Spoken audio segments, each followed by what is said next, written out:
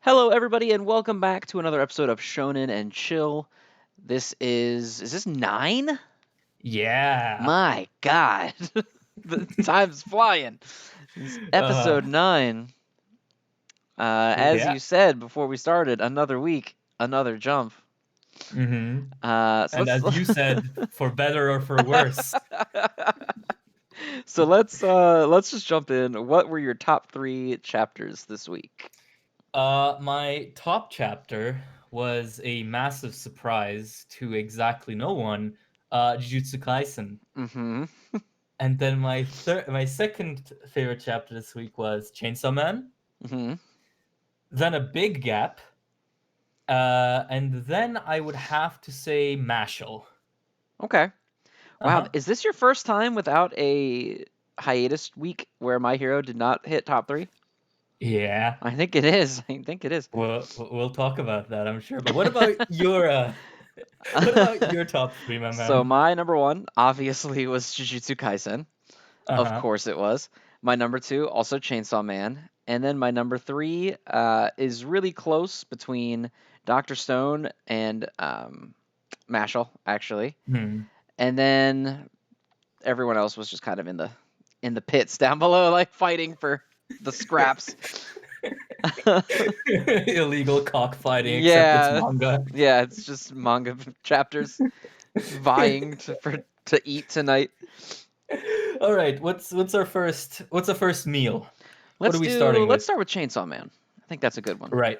Yeah. and that fits Speaking of for what you just meals. said. Yeah, first meal. Yeah, Let's talk exactly. Chainsaw Man. All right. I think we should preface this for anyone who doesn't know it yet. Chainsaw Man is actually ending next week. That is confirmed. This was the penultimate chapter. Yes, next week is Which literally the last chapter.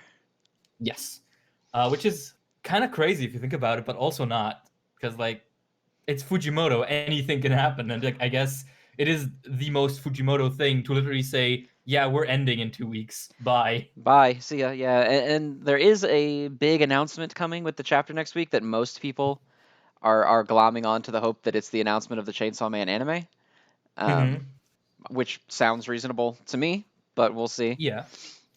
It's been Uh, rumored for weeks now, so I am almost certain it's a stage play, just because nothing ever goes my way. that'd be amazing if it's just one like photo page of the actor that's going to be playing Denji on the Broadway play of Chainsaw Man. I mean, that's the thing, right? Every big name shonen has a stage play. So, like, I suppose Chainsaw Man is due for it as well because I mean, MHA has one. I know that Um, Bleach has one because they literally had things in the anime of the anime characters auditioning to be in the stage play. that's cool. Yeah, it was Cause some cool little side stuff. yeah, because also Naruto had a stage play as well, which was really good from what I hear. In fact, it was so good people used footage from it to make fake Naruto live action trailers for years. That's amazing. No, like the guy who plays Jiraiya looks exactly like him. It's actually insane. Um, and I think even Beastars got a stage play. They're not even human.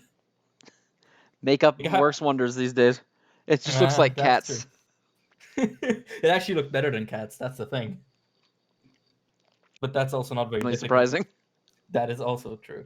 But to stay on topic, yes, we're getting a huge Chainsaw Man announcement next week together with the ending. Fujimoto even said so in his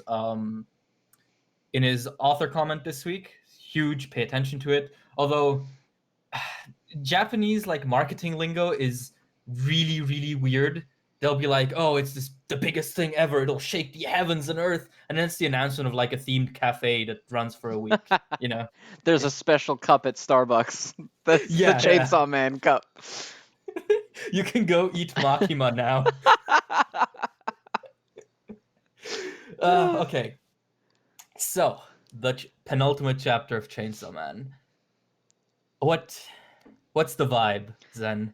It was good. It was good. It kind of felt like the way that, I mean, I'm fine with the way that he won the fight, but at the same time, Mm-hmm. I'm like, that, where did you get the chainsaw?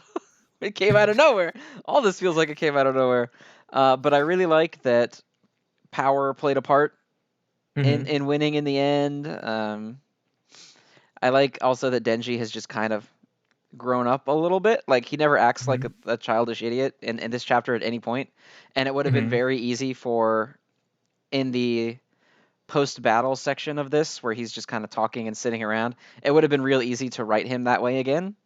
Like, Hmm. oh, he's back to normal, everything's good, but they didn't. They kept him much more subdued and mature, and it was Hmm. good. I liked the entire thing. I don't think there's anything in it I didn't like.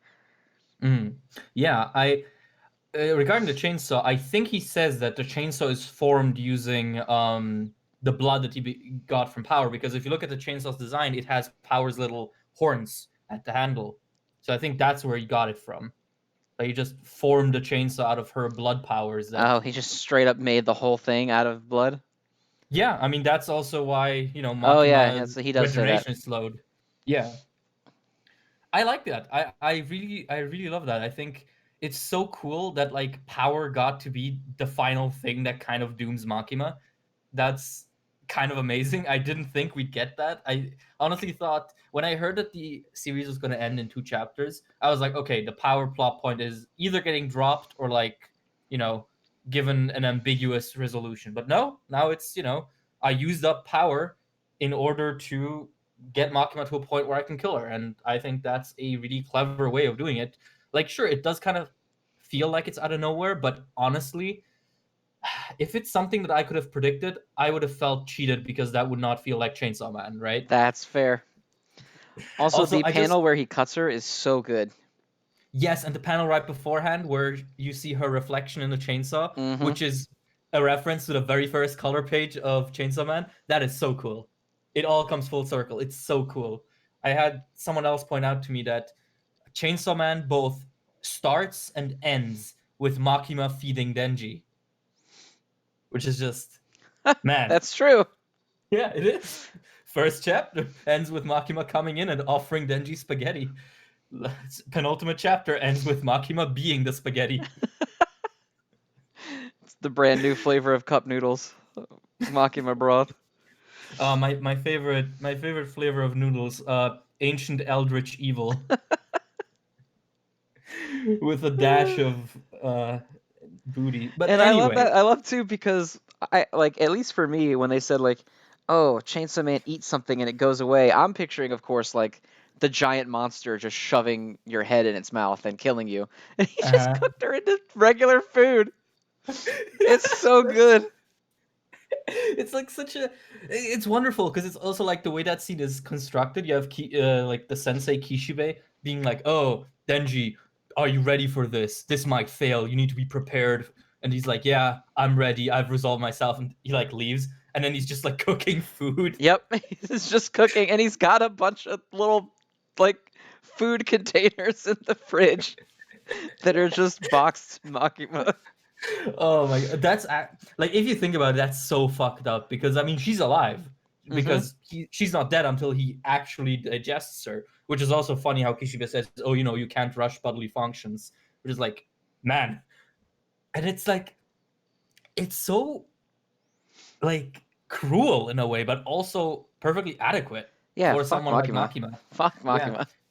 I mean, Denji definitely tried that too, but Well, that's fair, but I mean, I do think it's interesting that he doesn't say I have to devour you, but you have to become one. You know, well, yeah, because there's he another says that meaning to that. he's just as obsessed with her as he was in the beginning. Yeah, exactly. So instead of if instead of one type of the union of the flesh, it's the other where she becomes his flesh, And which is some just stuff on the way out too. well, we don't know how that exactly pertains to devil powers. But yeah, I think this is such a cool way to end it. Like Fujimoto really went from the gun devil still being a factor in the story to the series being able to finish conclusively and satisfyingly in like 15 chapters. Like it's actually kind of insane. Yeah, I mean it felt really fast, but not in like a rushed way. I was Yeah. never like this needs to stop because I can't I can't keep up. Shit's just happening. I never Uh-huh. felt. I mean, it feels like Aki died 3.5 years ago, but it Yeah. still doesn't feel. I never felt like I was getting too much information or getting overwhelmed or anything. It was all handled really well. Yeah, yeah. It's like this natural progression where it's like, oh, the gun devil is the big bad. Oh no, we killed him. What? Huh, that's crazy. Anyway, I'm gonna go hang out with Makima. What? She's the main evil person? Oh no. But now I'm super strong. Now I can kill her. Well, guess I'm gonna eat her. Like, it's like on paper it's so bonkers, but then in execution it just feels natural, which Well, is that so kind of weird. sums up Chainsaw Man as a whole, doesn't it? That's true. On Yeah, there's paper, this looks fucking ridiculous, but it works out every time. it's like it's naturally insane and insanely natural, I guess, would be There the was a Burger King chapter less than 2 months ago. I, that's true. The Burger King chapters were in this arc. Yep. The Burger Oh, King chapter was post Gun Devil. that's so dumb. Okay, I'm gonna say one thing. If Denji does not end up piping in the last chapter, the series is ruined. Zero Oh, out of 10. he's got Impossible. to get with. There has to be like a time jump, and it's just him with the Burger King girl, whose name I don't remember. Company. Yeah, Company. company. It's got to be that. They own a Dance Revolution joint. Yeah, they have an arcade slash Burger King that they Yeah. run together, Oh man. No, but and it Pochita really is the is. mascot.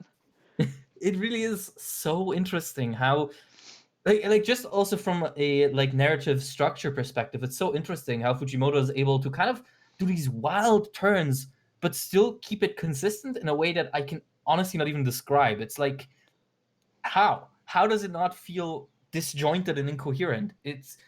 It's definitely going to be interesting like rereading the entire series once it's over and Yeah, like trying to Chainsaw pick Man is out the so morsels. short too that you can knock the whole thing out in like a couple days, if that. Yeah, yeah. I I mean, mean, I've hit the Shonen Jump, what do you call it, the cap on the app, though it doesn't let me yeah, yeah. continue, which is 100 chapters. I've hit that in 24 hours before, so I could easily Hmm. read all of Chainsaw Man in a day if I wanted to.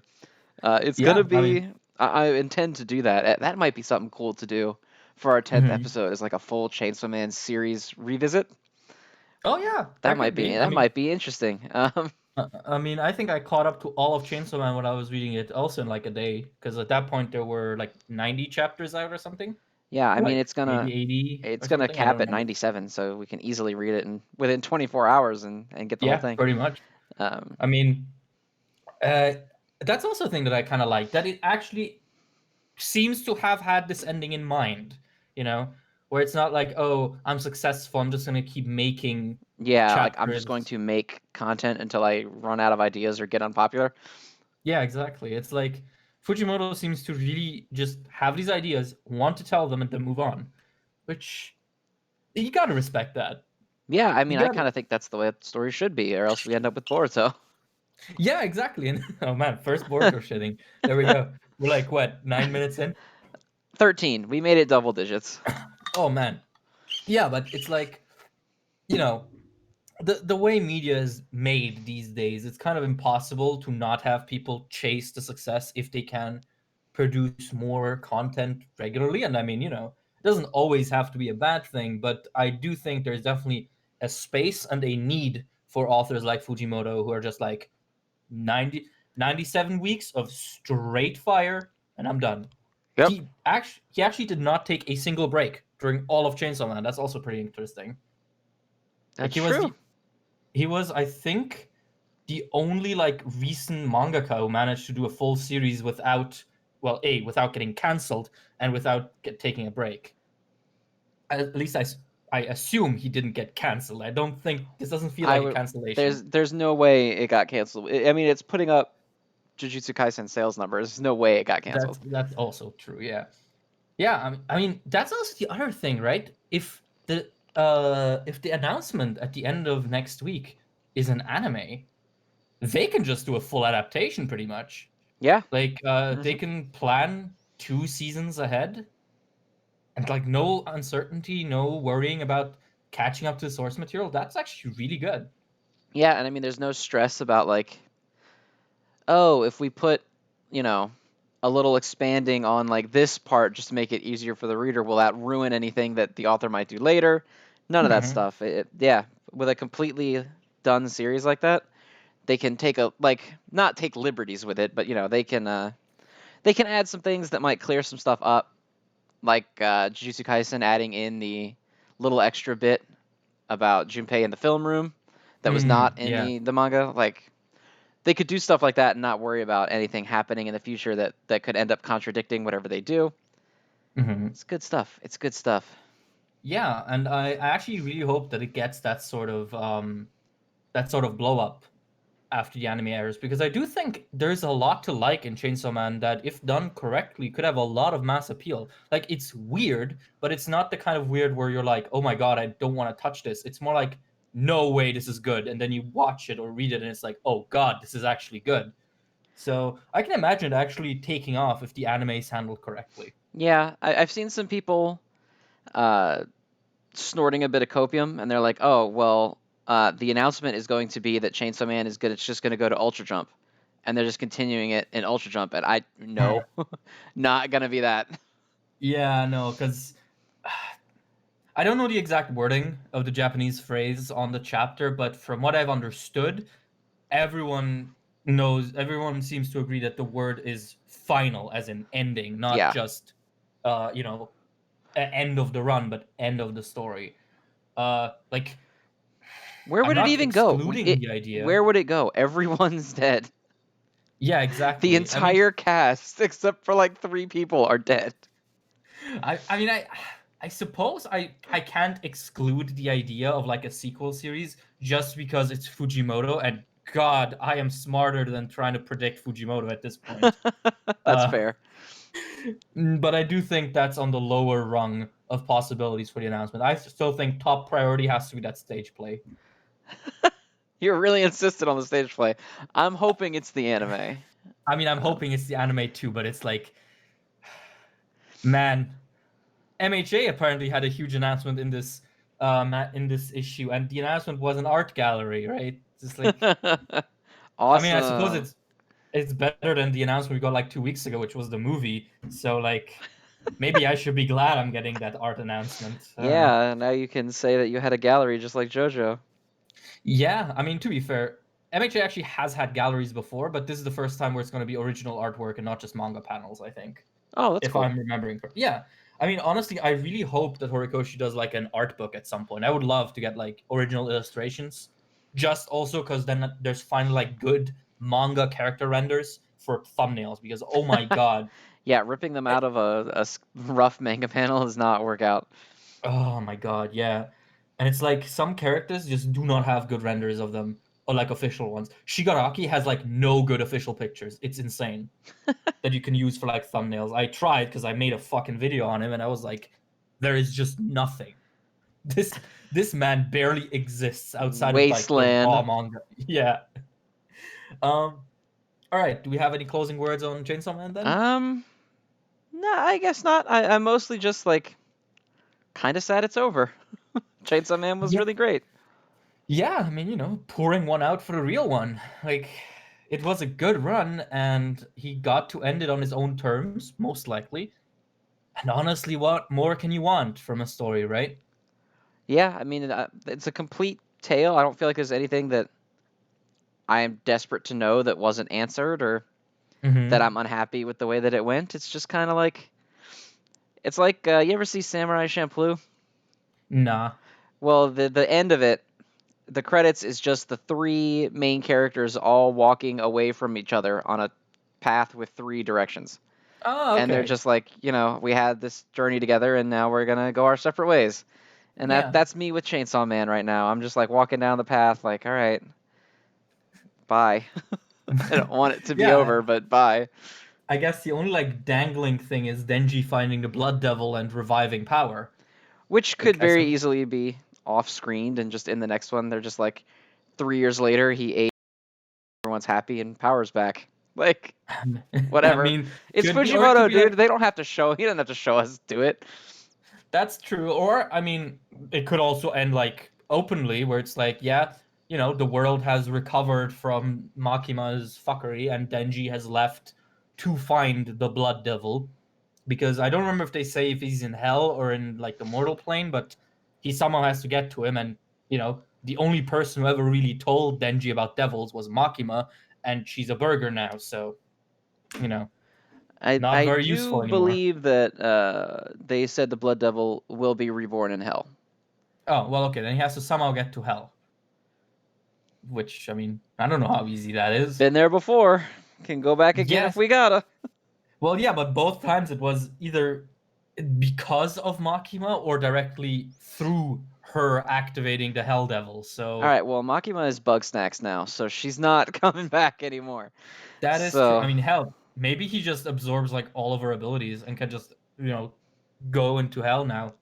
oh, so like if he eats her, he can just do her thing, or maybe they're like literally they become one, and she's just like conscious inside of him, and he's like, "Do it," and she's like, "Fine, I'll do it," Next chapter. because I'm digested. So Next chapter, Denji grows boobs.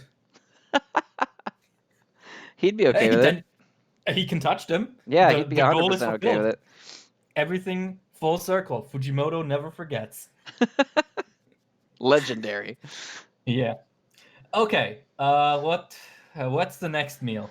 Okay, I don't know what we'll spend more time talking about between Jujutsu Kaisen. You know what? Let's do Mashle because we both had Mashle on our Okay, lists. let's do Mashle. All right. Uh, Mashle was cool. I like it was very text heavy, but I enjoyed it. Like there was a lot of sort of explanation of how the world works and a lot of like debating as well on like the pseudo ethics of their society, which I mean isn't like the bread and butter of Mashle, but I definitely enjoyed it. And I do like how the chapter ends with his like big announcement that he's gonna go attack Innocent Zero, but he gets their name wrong, Yep. and it's just not acknowledged. And nobody quite questions it. Yeah. It's so good. Mashle's nice. This is another chapter where I think it highlights the fact that Mashle can be, this silly series that doesn't take itself super seriously, but it Uh-huh. still is a series, right? Like it's not like a pure gag manga where it's just like, remember this from Harry Potter? I'm gonna punch it. Like Uh-huh. there's actual world and lore and there's shit going on and there's a plot. Uh-huh. And this chapter does great with it where it's super serious and you've got like the Harry Potter looking guy whose name I don't remember, who's like, nope, we're gonna kill him, we're gonna do it, and then it just cuts to Mashle with like the comic face on. Mhm. Great stuff. Yeah, I definitely think Mashle is definitely headed into that direction of becoming a more, I don't know, I guess a more plot-focused series than it was at the start. Like at the start, it was very much episodic. It was Yeah, very in the much, in the very beginning, it was basically like, oh, we're here today. I will punch the bad thing that's here also. yeah. And now I think it kind of started in the last arc where they started giving the side characters their own fights, and those Mm-hmm. characters are a lot less inherently like One Punch Man comedic than Mashle is. Mm-hmm. Where Mashle still sort of feels like, although I guess at the end of the arc he kind of was slipping out of that a little bit Mm-hmm. because there were people that were actually strong enough to fight him.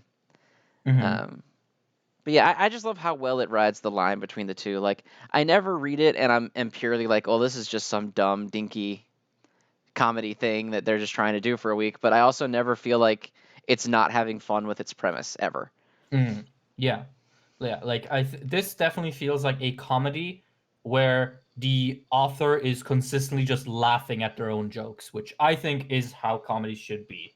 Like, even if I'm not laughing, if the author thinks he himself is hilarious and he's not doing anything stupid or racist or whatever, then I'm fine with it. Like, and with Mashle, I'm laughing along, so honestly, like, I can't complain. Like, I definitely feel like the author is invested and interested in these jokes and these characters. And again, it's such a weird thing to say because it's like you can't quantitatively describe artistic vision or artistic passion, right? But when it's there, you can tell. Yeah, You know, absolutely. it's so weird. It's something. Yeah. We are gonna solve the mystery of the artistic soul here in this cartoon podcast after Episode scholars have 9, failed. that's all it took. We've They're achieved gonna enlightenment. future scholars will cite us. All future theater textbooks will have Shonen and Chill episode 9 as one of the required chapters to read. Yes, the artistic soul brackets Shonen and Chill et al. 2020. Gotta be MLA compliant. Make sure you cite us properly when you're writing theses on us in the future. Yeah. Oh my god, dude. Who gets the first name though? Is it Oceans and Zen or Zen and Oceans? Well, Is I think it would be alphabetical, wouldn't it? So I guess it would be you. Damn, you really screwed yourself with your name, didn't I you? know, man. I picked a name that's gonna put me at the bottom of all the Well, future literature on this topic. exactly. That you should, when you started your channel on anime games, you really should have considered like the ramifications it would have for your academic presence. Yeah, I didn't even think about how easily I would be searchable in the academic field in the future. Yeah. I mean, to be fair, I'm just boned whenever something is alphabetical because my real name is also like really up high. Like my last name starts with A. So if they're like, "Oh yeah, let's go alphabetically," I'm like, "Okay, I'm gonna get picked first." That's me then. Yeah. Yeah, and that's really funny, especially when you're a kid and it's about homework that you haven't done. So, Well, you got to help the class by being the one in the very beginning that didn't have it, and then they all felt better afterward. Like, oh, I don't have it either, but he already got in trouble. So yeah, I really felt good about that, not gonna lie. it's all All about right. perspective. That is true. That is. I mean, I am an adult now and would hope that it doesn't matter as much anymore. I say, and still break out into cold sweats when the lecturer in the Zoom call calls my name. But. Yeah, I don't know, man. I'm going on 30, and I still every now and again I'm like, oh my God, did I do my homework? And then I'm like, I don't have any. I'm an adult. Like I get random waves of anxiety. Like I know there's something I was supposed to have done and I didn't do it, and I'm not gonna have it tomorrow. And then I'm like, wait a minute, I have a job. Grown ass man. It's good to see that the global school system manages to traumatize us well into our adulthood. Yeah, That well into your adult years, you'll still be.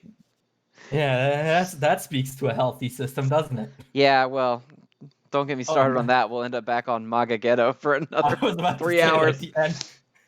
the anti-establishment sentiments have started already, and we haven't even gotten to either of our big series I yet. know, I know. I guess that's really Okay. it for Mashle that I had to say. It's just that it's good and I like it, and it knows exactly what it wants to be and doesn't ever try to not be that thing. Yeah, I mean, honestly, like it's not a chapter I usually would have had in my top three, you know, but most weeks also one of my favorite series doesn't shit the bed, so uh I think I might be less down on it than you are, it's which is that thing where surprising given who we are. that's true, but it's that thing where, for example, if Jujutsu Kaisen does something wrong, I won't be as mad at it because I'm invested, but I'm not as, I suppose the word is, obsessed with it, right? That's fair. So with Jujutsu Kaisen, it's like, oh, that's kind of silly, but I'll deal with it. But with something like MHA, you know, I've been a mega fan for 3 years now. This show like pretty much got me out of the hospital in like the dramatic sense, which is a story you can watch at my channel, by the way, shameless plug. But Not gonna tell you which so video. You just gotta try them all until you find the right one. it's literally called MHA Saved Me. I don't think there's much like ambiguity there. Just start at the newest one and just keep going down Oh until my you get god, that video was like, when I made that video, I had 20 subscribers. Good luck. it. But yeah, no, like with MHA, small things really do annoy me because I know, or I want to believe that it can be much, much better. And, I want to say encyclopedic knowledge on the series. I say now, and then I'll forget like some really important character in the future. So, He's thank gonna God say this this, isn't. and then later on, he's gonna be like, "Who's All Might? Oh, right, this guy, Yeah, this random guy. Oh, you muscle mean guy." Shigaraki? But yeah, so I think it makes sense that you, as someone who's not as into it, would probably not be as passionately aggressive about something like this as I That's fair. am. That's fair. Luckily for me, Jujutsu Kaisen will never do anything bad ever again, so Oh my god, dude! I never have to be afraid of this. I went from reading that MHA chapter to Jujutsu Kaisen, and I was like, damn. So this is what it feels like to read a good chapter. Oh, it was so good. All right, let's just segue into my hero. Let's rip the band-aid off. Okay, well, no, actually, I'm gonna first talk about the things I liked because I want to have people cooking a bit longer. Okay. Um, I actually really like Bakugo's hero name. Like the dynamite, it's cool. It's, super tacky and dumb and exaggerated, but that's who Bakugo is. So, I don't hate I'm it. I fine just with wish it. they kept the spelling like All Might spelled it. I don't like that Viz made it like the actual way you spell dynamite. Yeah, that's true, It's but a at the lot less same time, cute. Like it was cute when it was spelled like All Might's name. I was like, "Oh, that's adorable." Now I'm like, Mhm. "Oh, now all I can think of is dynamite." Like, okay. Yeah, but I mean, it is ambiguous in the Japanese, right? Because it's just Maito, which has absolutely no like definitive translation for us. So I guess Wiz just went with the like safest option, but I do hope that they do change it once the volume comes around. In 3 years, thanks to Wiz's release cycle. But oh my god, like we're getting MH826, the volume that's been out for a year and a half in Japan. We're getting this in January. Oh God. Like, yeah, but we're Undead Unluck's awful first volume gets released in English like 2 months after the series got its Japanese release. Like, okay, Well, they didn't know priorities. they didn't know if Undead Unluck was gonna make it past that first volume, so they were like, "Just get it out." That is also correct. But yeah, no, I like Bakugo in this chapter. I like that he has this sort of near death power up, similar to what Toga had and what Kirishima had, where they just because they were at the verge of death, they used their quirk in a new and interesting way. Even though for Bakugo it was literally just my explosions became tighter. Even bigger. Yeah. Well, no, that's the thing, like tighter, more focused, which, yeah, sure, why not? I do find it kind of sad that it's like he got this huge injury, but he's just gotten stronger somehow. That's kind of, Well, I mean, to be fair, it's not because he did work on using a power like that before, where he would shoot the explosion into like his cupped hand to yes, make a more that's true. focused burst. So like, it's not a random new power that he would never. Hmm. He had thought of something similar before, and I guess it's Hmm. just easier to control because I guess quirks just are like Super Saiyan. When you Yeah, hit a breaking point and then it's stronger now. well, I think it's more so because, of course, quirks are physical abilities. They say that like 30 times in the series. Um, it is kind of like, hysterical strength in times of adrenaline and mortal danger. I suppose it's just the same concept where, like, your physical attributes get boosted momentarily, and your quirk is just an extension of your body at that point. So, So you know, Bakugo is lifting a car off his baby, is what you're saying. yes. It took me a second to figure out what you meant because that was a very weird image. But yes, I hope you could hear like the gears turning I in my Yeah, I head. did. It was like the hamster wheel rolling. Yeah.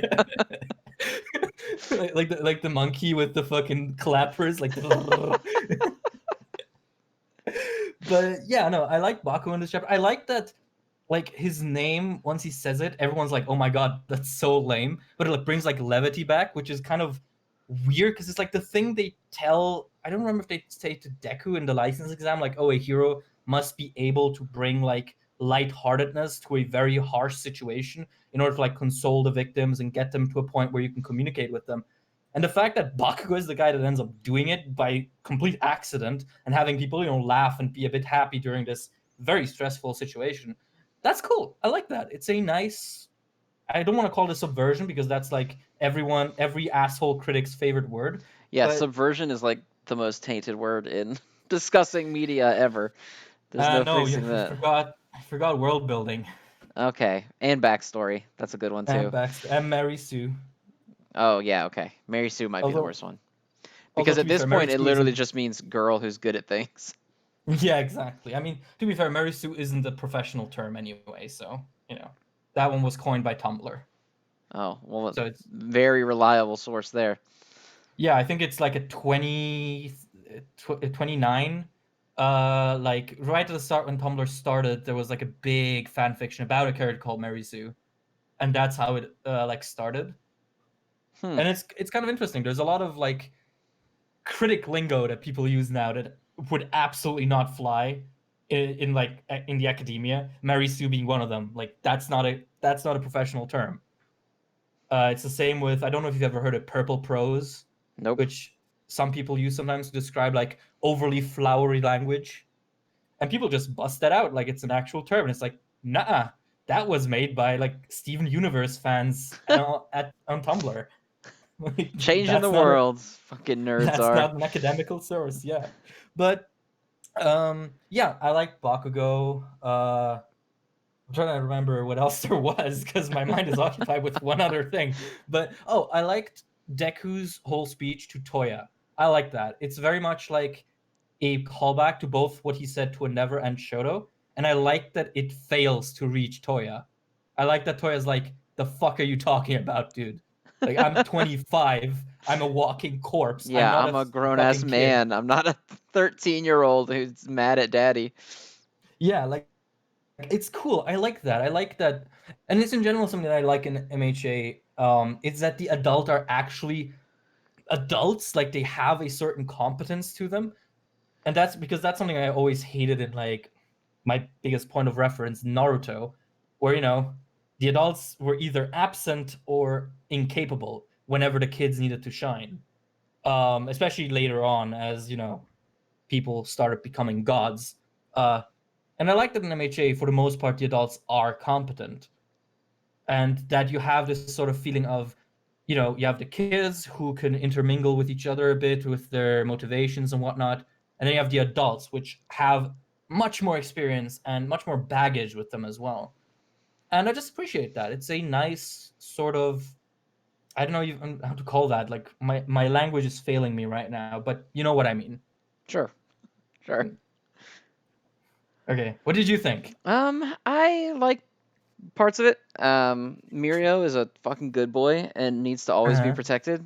And if the Uh-huh. Horikoshi ever makes him sad again, I'm just gonna go and just like burn all his manuscripts. I'm just like I'm done with it. Um, you, it was you such a take over MHA. yeah. I'm the author now. If he ever makes Mirio sad again, Uh-huh. I don't know. I thought it was great when he was like, you know, he thought the hero name was great, and when Bakugo got annoyed, he was just like, I didn't mean to upset you. I genuinely think it's awesome, and like he dropped the Night Eyes like Uh-huh. belief that he kind The of motto. adopted it. I was like, that's cute as fuck. I love Mirio. He's great. Mm-hmm. Um, Mm.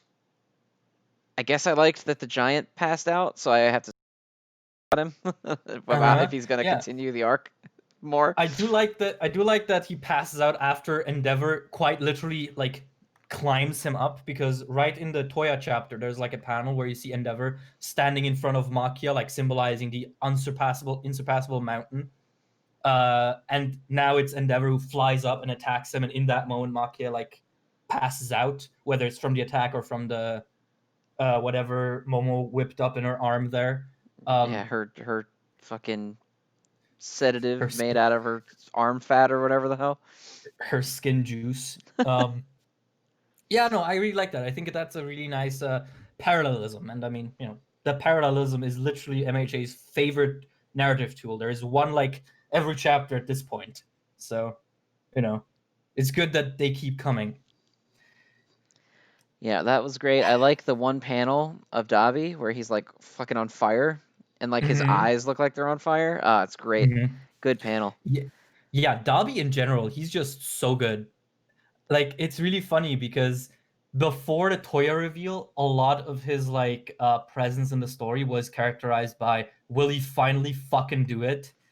Um, and now it's characterized by, oh my god, he's actually just cool to observe. Like the shit he says and the shit he does and how he interacts with the cast for the last like 4 chapters that we've or 3 chapters that we've had him are just so cool. Like him hugging Shoto to death with his flames.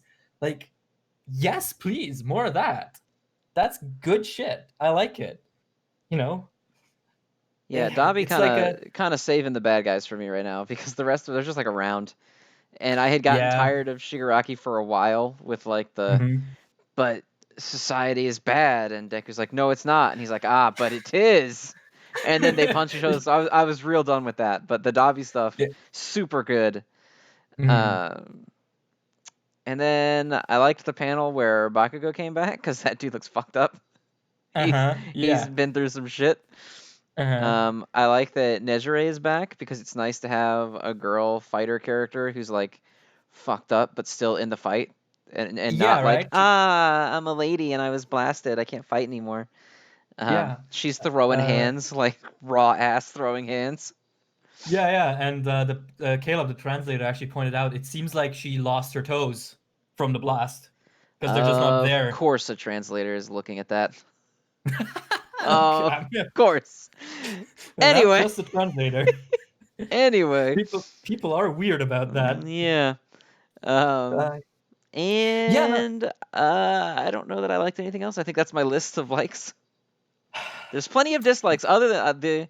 I don't like the thing you don't like for the same reason you don't like it. But I also Mhm. just think Froppy style is the lamest shit I've ever seen in my life. Oh, I actually wanted to, yeah, I remembered now. You see, encyclopedic knowledge. I forgot about that. This is what is called a callback. Um, I actually like. I can see why people don't like it.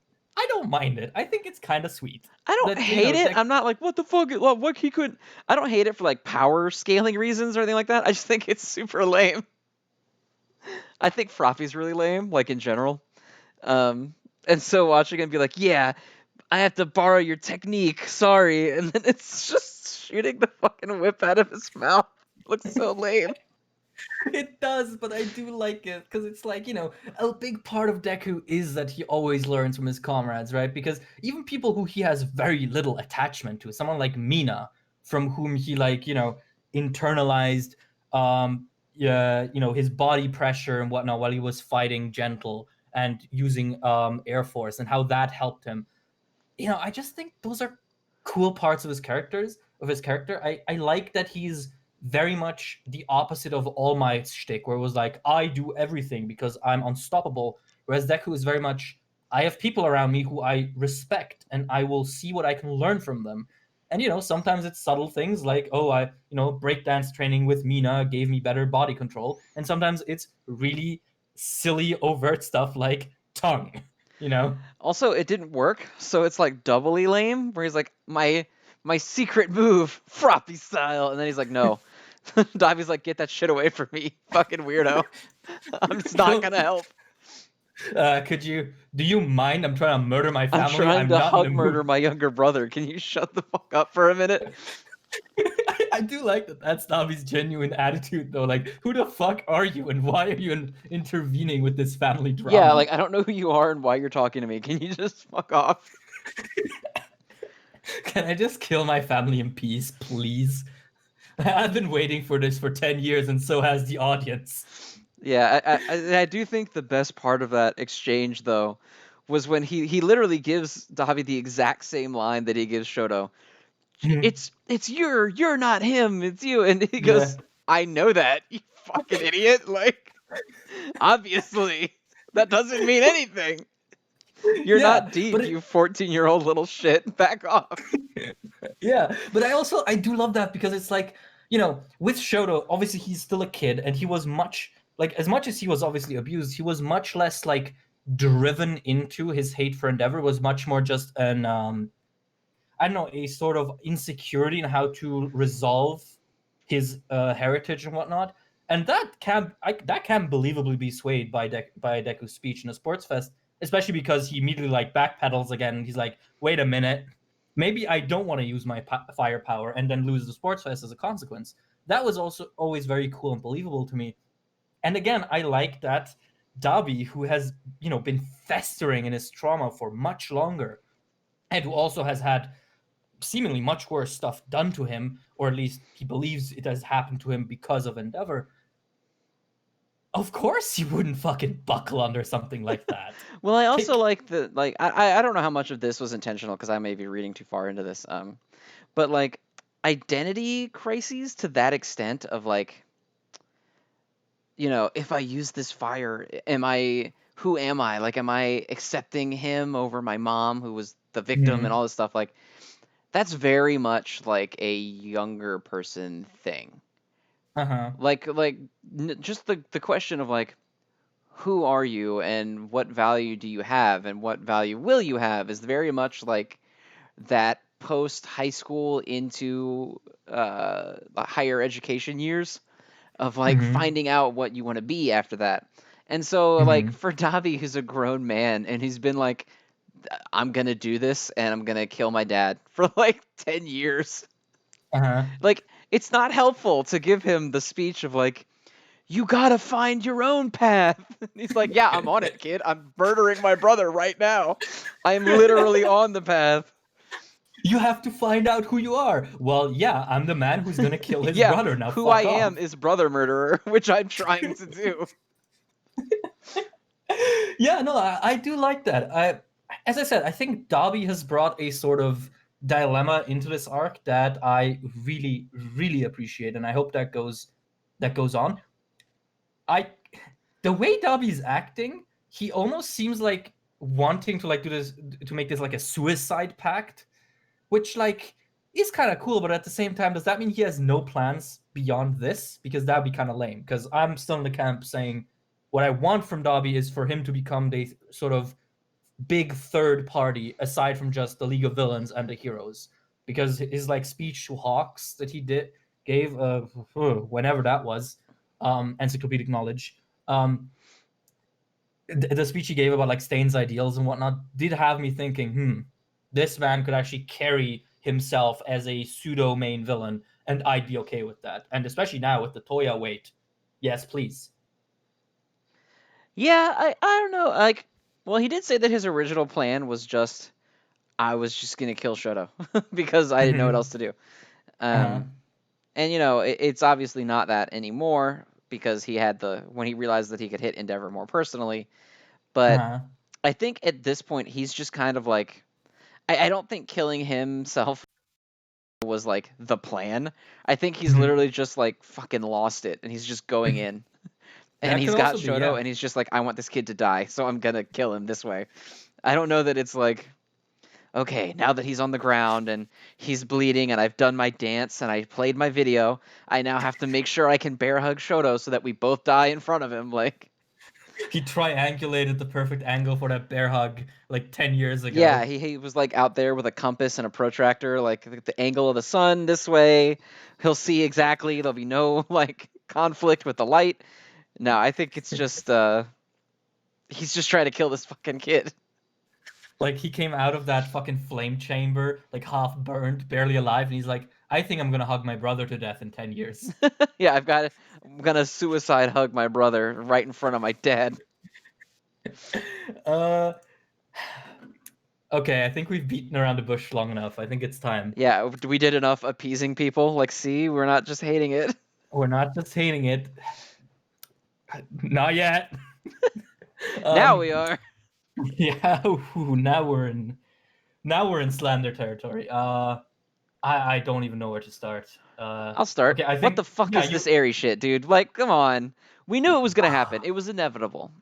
mm-hmm. And for the past couple weeks, we've been like, oh man, I just have this faith that he's gonna introduce like a limitation to it or a reason why it only worked this time that might have to do with like maybe we'll get a chapter showing like how she learned how to do it and Mm-hmm. how she could do it this time and then why she can't do it very often.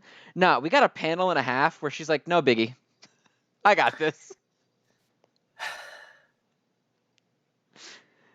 I'm uh, I'm like I feel like I'm gonna for the rest of this podcast I'm gonna sound like a really disappointed father who has just found out that his son, I don't know, smoked weed, which is actually wouldn't be as bad as this, to be quite honest. Like weed's kind of cool.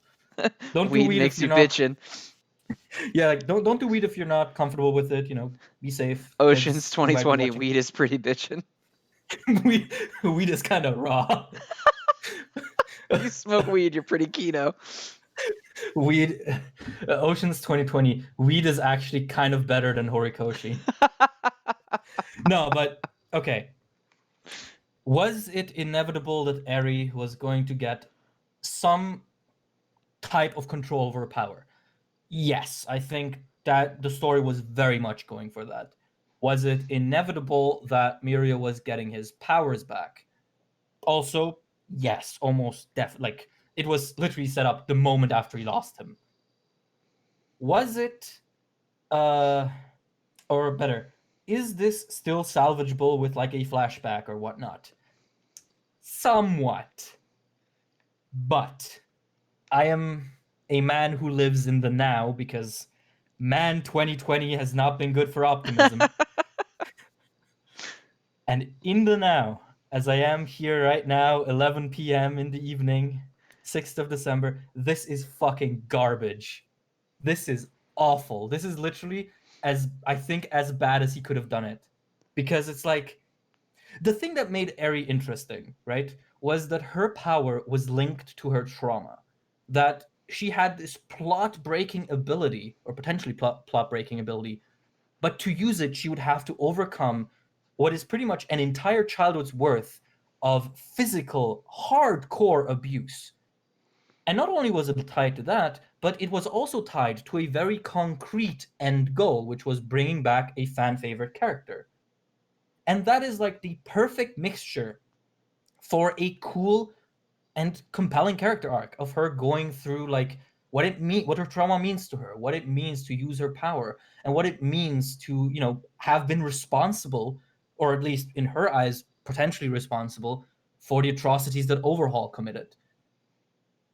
And it would have also informed a wonderful narrative regarding what quirks are to people and how they can, inform who you are, right?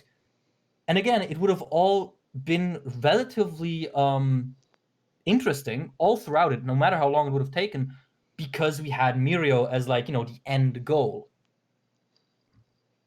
All of that was condensed into a page and a half. And that is unsalvageable.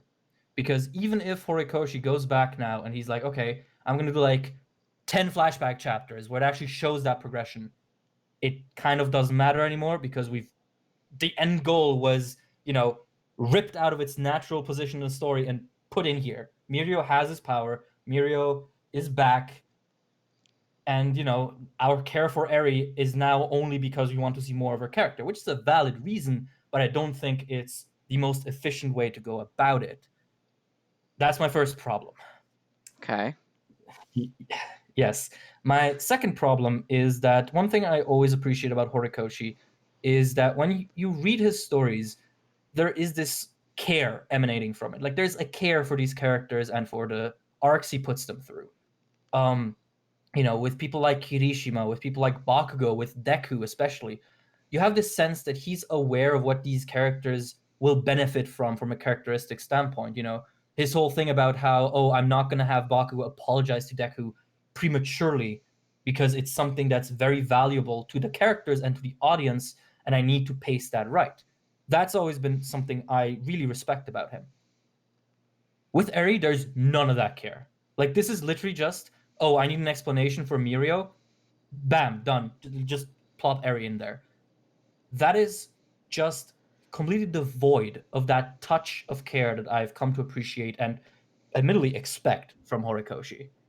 And it just really feels like he just needed an explanation for now. It just feels like he needed a quick get out of jail free card for how Mirio could come so quickly to the battlefield. And I've seen people say that, oh, he can't do a full explanation right now because he's in a big, war arc and he doesn't want to break the pace. And it's like, then don't have Mirio show up. Like, what Well, was I the think point it's of... even more than that. Is like Mirio could show up, and you could just not. We're not done. Like, we know that's how he got his power back. No one Yeah. was looking at that and was like, "Oh my god, how did he get his power?" It was fucking Eri, like, Yeah. obviously. So just don't explain it at all and wait until the end of this. Let it Yeah. end, and then have the characters be like, "So what happened?" Instead of Mhm. like, "Hey, here's this little girl. Apparently, she's been training her power on fucking newts and shit." And now she can just bring him back, and now he's back. Like, Uh, just so don't do it at all if you're gonna. I would have been perfectly fine with Mirio showing up and fighting because we all know what happened. There's yeah. no confusion here, and just if you don't of the battle, wait until later because there's no Yeah. real reason these characters would be having like a conversation about it in the battle anyway. There's no time. There's actually doubly no reason for a conversation, which is actually another thing I really don't like about this, is that Deku is like super surprised. Oh my god, Mirio, how did you come back? Deku was in the room when Mirio got his quirk back. He's in the scene in the flashback. Why was he surprised? Oh my Like, god, is he really? he is. Like, if you look at the scene where Mirio says, I want Eri to try, you see Aizawa, Eri, Ochako, and Deku there staring at him. Oh my god, he is in this.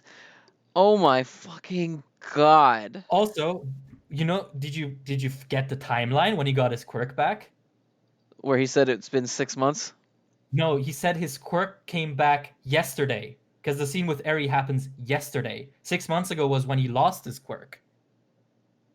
Wait, hang on, So where does he say that it was yesterday?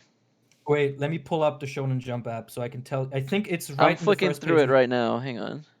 Yeah, it's right in the first page of the flashback, I believe, which is like the second page of the thing. Let me see. There you go. Bubble Girl was nice enough to tell me about the multi-pronged battle plan going down Oh tomorrow. my god. Well, wait, no. I think. Oh fuck, yeah, no, there is no way to salvage that. He literally did it Yeah. yesterday with Deku in the fucking room. He watched it happen. Yep. Oh my god, he watched it happen. Yes. Why is he in the room? Why is he Why is surprised? Froppy in the room? Why is anyone surprised? That's the other thing. Also, and this is something the translator also pointed out, which, when the translator is starting to point out logic flaws, something's wrong.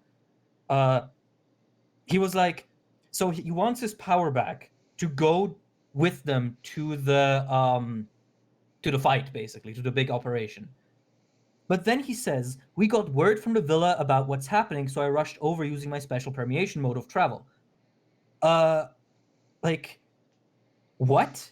So you wanted your power back to, be part of this operation, but you were neither at the hospital nor at the villa before they sent word out to you. So He says, you see wait a the minute. Why were they sending word to him if the whole reason he asked for his power back was so that he could fight here? Yeah, it's like, you see, the villain hideout that the Night Eye agency is keeping tabs on isn't far from here. So hold on. You said you wanted your power back for this operation specifically. You get your power back, and you just go to Night Eye's agency, to a dead man's agency, and keep tabs on a random villain hideout. That people then have to call you to come to the operation that you predicated getting your power. This feels like it was written on the fly, to be quite honest. This has so many weird. I don't know if I want to call them plot holes yet, because I mean, maybe next week we. I don't yeah, I don't think plot hole is the right term. I just think it's kind of dumb. It's just kind of dumb. Like the only Yeah. saving grace from this is that the opening panel is a panel of Eri and her horn is almost gone again. Mm-hmm. Whereas in the flashbacks where she's healing Mirio, her horn is very far out. So I'm guessing Mm-hmm. that she gets one Dragon Ball wish every time her horn grows. And then she Yeah. uses it and the Dragon Balls turn to stone and her horn goes back into her head until it grows back out again. Yeah. But then how the That's what hell I'm was getting she to. training on newts? I don't know. Also, I do find it funny that she was training on lizards that drop their tail because they regenerate the tail anyway. Like, Right. what were you rewinding? I guess For that all you know, she's. it might have. I like if you look at the panel where she's rewinding the lizard, he's got a little shocked look on his face. Yeah, The fucking lizard's like, what? No need to have that, but it's funny as hell. that is She really blew funny. that lizard's fucking mind. That is really funny. But I mean, watch this be like the linchpin. It's like, oh, the lizard actually wasn't rewound. His tail naturally like regrew, and actually like Ares' power is broken, and it will cause Mirio to like be in danger or whatnot. Like, unironically, I have seen people peddle the idea that maybe because this was so rushed, her power is gonna have some huge like backlash on Mirio. But I mean, could be. No way to know. But as I said, I live in the present, and in the Yeah. present, this is bad. This is just I'm not willing to give benefit of the doubt and then fan headcanon my way into making this good. Like right now it's bad, and if he makes it good later, more power to him. But right now yeah, it's not good. yeah, exactly. Right now, and it's like Aries like, don't be sorry. This is why I'm training. It's like, Eri, I love that you're confident, girl, but I would have loved to see you get confident because Yeah, last see time we that's saw the you, you thing were is like crying. the panel where she grabs his face and she's like crying, like feels like it should have been a really emotional moment at the Uh end huh. of like her struggling with where she comes from and what has happened not because of her but as a result of her. And then it's just like Don't be sorry, buddy. I gotcha. It's and like, cause I could easily see myself looking at this panel of like her very gently touching his face and then like tearing up because like she's Mhm. finally, you know, feels like she's making it right. Mhm. And instead, it's just a panel of Mirio being like, "Hey, could you try?" And she's like, "Yeah, no, I got it.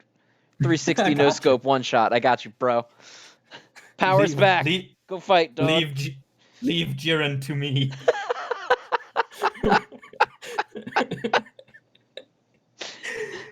Yeah, like, oh my god. Honestly, if this were not set in the current timeline, I would have assumed that this plot point is just going to be explained in Vigilantes, honestly. It it we're feels gonna we're exact. gonna get the vigilante side arc of just you just find out that the girl Pop Step is like her nurse. She was Aries' nurse while she was training. Yeah, I And mean, there's like, gonna be just 50 chapters of vigilantes about Aerie fixing her power. about Eri, like, torturing lizards. Cutting off lizard tails and growing them back. Oh my god. But that's the thing, right? I only say this half ironically because this really does feel like the Kurogiri twist all over again. It really feels like something that is supposed to be touching being over anticipated to the point where the substance is just not there. Like, I'm sorry, it's just not there. We needed a focused narrative on Eri and her power, which we simply haven't gotten yet. She's been very much developed in the background, which I appreciate. Like, don't get me wrong, I'm a big advocate for implicative development, but I just Well, yeah, think I mean, for she's something. like 6 years old. Like, she's not gonna go through like a transformative arc. But Yeah, boy, does it suck to kind of suck all of the emotion out of what could have been a really tender moment. And yeah. instead, you just make it like, my boy is here to punch, and he's back and punching. Like, everybody's punching. We didn't need more of that. Like, it Mm, feels like he gave up on what could have been a really sweet and tender, like, crowning moment of just like, holy shit, that was good, just for mhm. the wham shot of Mirio jumping out of the ground. Was That it is worth that is it? actually. No. I am so glad you bring that up because I have ever since I read this chapter, I've been trying to formulate something that I've actually like been throwing around in the noggin for years now, and I think I finally found a way to kind of say it. I think there is a phenomenon that one could coin like spectacle shonen, I guess, or spectacle writing, which is just this tendency to have a focus on the epic, on oh my god, and on oh this is so cool.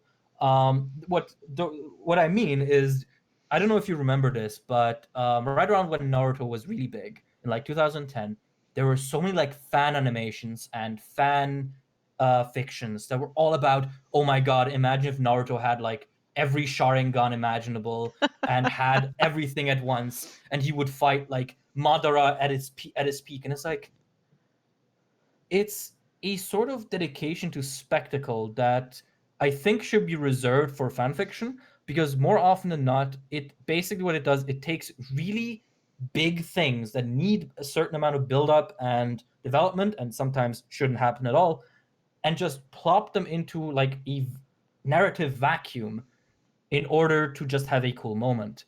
And I do think Shonen has had cases where spectacle writing was used. Like I'd say Black Clover is 90% spectacle writing. You know, Oh he yeah. comes up he comes up with a cool idea and then he immediately pulls the trigger on it. It's like, oh, Asta's going through this arc where he doesn't have his arms and he has to like deal with that. Okay, yeah, that was cool for 10 chapters, but that moment when he gets his arm back though, isn't that epic? Yeah, And so you're this, saying it's the raw Kino yes, effect. The the raw Kino Kino effect. approach, yeah, the Kino effect, but without any of the substance. The trying to do kinography without the graphy, you know? And this feels like something like that. This feels like Hori was like, I need a cool moment, like a cool cliffhanger to end the Shonen Jump 2020 year, which ended last week. And he chose to bring Mirio back. Like, he took a plot point that very much should not have been at this point in the story. I still believe that, and the story has given me no reason to not believe it, and just yoinked it out from whenever he had planned it and just, pushed it in. And the shoddy, like, timeline of it with, oh, yesterday Deku saw me do it, but now he's surprised. And yesterday I wanted to go to this operation, but today I was somewhere else for unknown reason. Kind of makes me believe that that might be what actually happened behind the scenes. Obviously, this is very much grasping at straws and not based on anything other than my own conjecture, but yeah, this just feels like worthless spectacle writing that is completely unearned and just kind of disappointing. This feels like something that would happen in an MHA movie, not the main manga. And I think that is the most damning statement I could give it. Yeah, I can see that. It's like, I don't know. I think that quote unquote spectacle writing has its place. Yeah, no, definitely. And I definitely think that there's moments, even in My Hero, where it's done very well. Mm-hmm. Because, it's not immune to. I think every shonen does it to some Oh, extent. yeah. Yeah. And there's a point where it's like that's what you want because you want Mm-hmm. because when it's done well, it's built up to the point where like it's fucking you're getting like blue balled. Like you need that sweet like this is fucking This. hype. Everything. It's like I think a good example is Giorno finally getting Gold Experience Requiem. Like that Mm-hmm. Requiem versus Diavolo was not the final battle. The final Mm-hmm. battle was the fight with Diavolo to get the arrow. Mm-hmm. Giorno getting Requiem and just beating the shit out of Diavolo was just like catharsis for the audience. Like Yes. Yes. finally this fucking piece of shit guy is going to get what's coming to him. That purely like just for the spectacle of him obliterating this dude. Mm-hmm. But like this Mirio moment, it was cool, and like the internet got excited because they like Mirio, and now he's a Mm-hmm. fucking relevant character again because as my hero, uh, Mm-hmm. yet another flaw in the Batman Deku plan. You're nothing Mm-hmm. without your power, so he's just can't Yeah. be there. He can't do anything, and so it's Mm-hmm. cool that he's back, and the internet was hype about it. But like, I just think about what it could have been and how Yeah. well he could have done it and didn't do it that way, and it's like, wow, Yeah. I feel a little cheated, I guess. Like I love Yeah. Mirio and I'm really glad he's back and I wish like no part of me is like, "Oh, I wish they didn't bring him back." Like I am totally fine with him coming back right here. But I Mm-hmm. just wish that they had left the any sort of explanation out of it until they had Mm-hmm. time to do it right. Yeah. And that doesn't mean he Yeah. can't go back later and do it again, but like better. Mm-hmm. But all I'm going to think about now is how like his return feels soured because the explanation was so crappy and it ruined Yeah. something that at least I've been wanting for a really long time.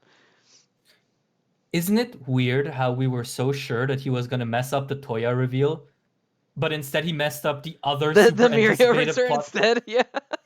That is that is like the biggest monkey's paw The toy, imaginable. yeah, we were so dreading the toy reveal, but we got that in exchange. We had to give up the Mirio return. Yeah, but oh my god, it's like, yeah, like, I mean, it's salvageable. He can make a like an arc where we get to see Eri, but he can never unpull this trigger, right? He can never unpublish this, Right, like and that. yeah, and I mean I think we probably will in the future get maybe something else will happen, and they'll be like, "Oh, Ari, we need you again because you just did this for Mirio," and then she'll be like, "Oh, I can't do it. I can't do it on command," you know. And Yeah, then I mean. they'll go into like, "Well, how'd you do it the first time?" And she'll explain it or whatever, and she'll have an arc where she learns to be the Eternal Dragon forever or something. I don't know, Mhm. but like, it doesn't matter now how well he does it later Mhm. because he's already thrown everything but the kitchen sink at this arc, and I think the kitchen sink chapter is next week and you can't like whatever he does in the future will not change what happened now. It can Exactly. contextualize it and it can make it more palatable, but it can't fix this. Exactly. That's actually a very good way to put it. And speaking of the kitchen sink, we did get the kitchen sink chapter. That was the chapter where Wash seemingly died. But yeah, like the only way I can imagine this going where I'm like satisfied to the point where I would sort of forget about this is if there is something wrong or unexpected about Ares' power, like something that they didn't predict and that Miura is going to get punished for rushing. Because the one thing that stuck out to me about this whole thing is that it was Mirio who urged her to do it. She's like, oh yeah, don't be sorry, I'll do it. But I do think it might be interesting if this him being the center of agency here comes back to bite him, because Mirio's whole deal in the story so far has been, rushing and overdoing things and getting punished for it. Um, so perhaps that'll be something that comes up, because then you can basically redo the Eri arc, pretty Airy much. arc round 2.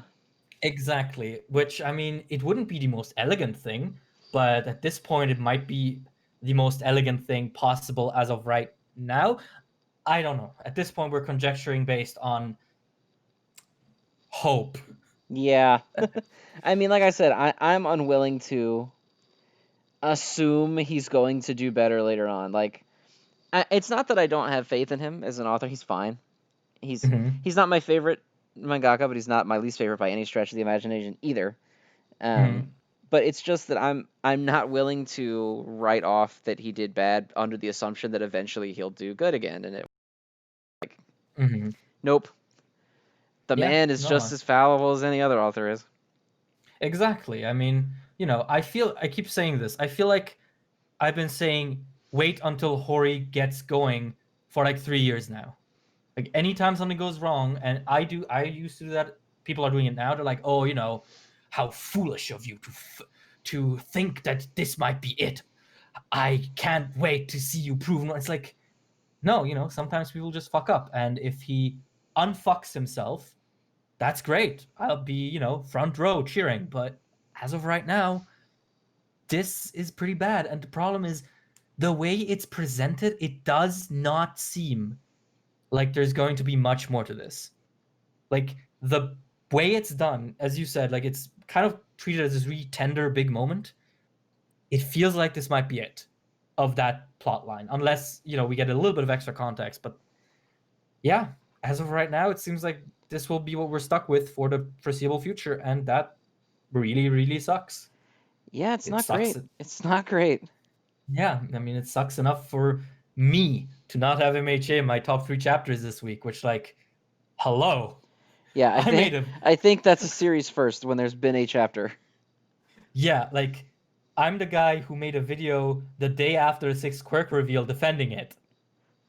So, clearly this is a big deal. Yeah, I guess I don't have too much. I think I've said my piece on it enough. I don't have too Yeah. much else to say about it. It's just like I don't know. It's just it feels like he gave up some potentially really great stuff for a little bit of hype. Yeah, exactly. Exactly. And that is disappointing to see in a series that I always thought was not immune to it, but at least somewhat resistant to it when it came to the things that matter. I saw some people peddling the idea that perhaps it is because Mirio is really unpopular in Japan that might have influenced him to treat it as like a secondary priority. But that's also like you shouldn't be dictated by popularity, at least By not to a that extent. jump popularity poll, like bro, Yeah, chill. yeah. Okay, do we want to lay down our disappointed dad voices and talk about the good kid? Yeah, I think it's time to talk about the favorite child. Let's The talk one about that Jujutsu Kaisen, who absolutely killed it this week in the best way. It killed it so hard that I'm already like, as soon as I finished the chapter, I was like, cryogenically freeze me to skip the off week, please, because I don't want to have to wait 2 weeks.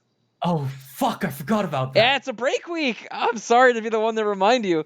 There's Oh my nothing god, next week. we're gonna be stuck with my hero next week. Yeah, next week we're gonna get the chapter of Aerie just cutting off lizard tails. Oh, that's so. I don't know if you noticed, but I'm really into lizards too. So I'm like, no, I don't want to see them suffer. Please stop torturing lizards. Yeah, they're lovely. But Okay, that's sad that Jujutsu's gone next week, but say it with me, kids. Kinography. Pure What rawness. a chapter. It was so good. How do you have a character who you have essentially taken out of the fight completely still have one of the most badass moments in the fight after he's been neutralized? Oh my god. Like when Toto is like, my hands are just decorations, for a clap is just the applause of the soul. That is literally Isaac Netero from Hunter x Hunter, but this time I give a shit about him. And the best part is that he said that, and Maito immediately was like, "Oh fuck!" Yeah. Like there was no like villain haughtiness to where he gets. It was almost like the exact inversion of what I expected to happen from like a shonen, where Mhm. a character would say something like that, and the villain would be like, "Fool, you Yeah. cannot do the thing," and then he would do the thing, and it would work, and everyone would be like, "Oh." And it was the total opposite. Mahito took it Yeah. completely seriously. He was like, "Oh fuck, he's about to do the thing," and then it didn't work, and he got fucking Yes. blasted. Yes, and I love that because it's like, for the last couple of weeks, as soon as Toto entered the battle, Maito was like, "Oh shit!" Like his power, like what we talked about. Like, I know how his power works, but I can do nothing about that. And I like that like terror that Toto instilled in him about Boogie Woogie came back here and actually worked against him. And I love that Toto like seemingly predicted that. The same with Yuji. Yuji like didn't think he was going to get switched. He didn't fall for it, which just rawness and Uh, swag. Infinite rawness this week. The page where Mahito is running away from him in the snow. That's not. It's Yes. obviously not there. It's just to paint him as like a snow rabbit. And Uh, Yuji is the wolf, and the look on Yuji's face as he's just trudging after him is uh, so fucking good. oh, Oh like my god. that entire, like, okay, the second half of this chapter where Yuji, starts talking. That might be my favorite moment in Jujutsu Kaisen now, because, and honestly, I think I like Yuji more than Deku now. Yuji might actually have become potentially my favorite protagonist in Shonen now, tied with Eren Yeager from Attack on Titan, which I know is an opinion you don't share, but whatever. But man, this is a character I can get behind. That like disillusioned, cold, and calculated like statement of, I am perhaps just a cog in a machine, but I don't care. I don't have to care. All I have to do is to end your life over and over and over as long as I draw breath. That is what the academia would call Kino. Pure the and simple. the line where he says that I'm gonna kill you, and if you come back again, I'll kill you, and if you change your name or change your form, I will kill you. It doesn't matter. I'm gonna kill you right Yes. now, and if you ever exist again, I'm going to kill you again every single time. Because we know that Yes. curses that are like the disaster curses come back. I guess Mm-hmm. they like cycle because humans are always afraid of these things. I guess Uh-huh. is or I fear is the Chainsaw Man thing. They always hold Mm-hmm. negative feelings as the Jujutsu Kaisen Yeah. toward these things. So like Jogo could feasibly come back in the future in another form Yeah. when Almost some definitely would. sort of Earth related disaster happens and there's a lot of rampant negativity toward the Earth or whatever. He could come back. So it fits Mm-hmm. completely of you just being like, I don't know what you are. I don't care. I'm going to kill you. You could come back someday the same way you are now, and it doesn't matter. I am just gonna fucking rock you every single time, and you can't do shit about it. And he looks terrified when he's running away from Yuji. Yes. Think about that. Yuji put the fear of God into a being that is literally the hatred humans have for each other manifested. What the fuck? How do you do that? And I Like, think look it. at his fucking eyes. As soon as like he reverts back to his normal form after he gets blasted by Yuji, his eyes Mhm. do not like close at all. He is completely wide-eyed, petrified the entire rest of the chapter. Yeah, and I actually really like how much this paints Mahito as a hypocrite as well. Because I mean, we got his speech in the anime the other week, I believe, where he says, "Life just exists, and there is no reason to value or cling to it." And now he's running through the snow like a scared rabbit, clinging to his own life. And then, Oh of my. course, we got the plot twist at the end. I think my guess from last week is I'm feeling more accurate after seeing the full Mhm, page. That I mhm. think Geto is going to go ahead and ingest Mahito and take control of him here Yeah. because of the wolf panel where Yes, he's the exactly. black wolf coming after the Mhm, rabbit too, whereas Yuji mhm, was the white wolf in the other panel. mhm. Um, I am almost certain that's what's going to happen, which Yes. is going to be one. It's a really great way to cement that Yuji did beat Mahito and he Mhm, won in their little battle of whatever you want to call it beyond just their physical fight, but they've always had this that thing. And you can mhm. still keep Mahito in the story.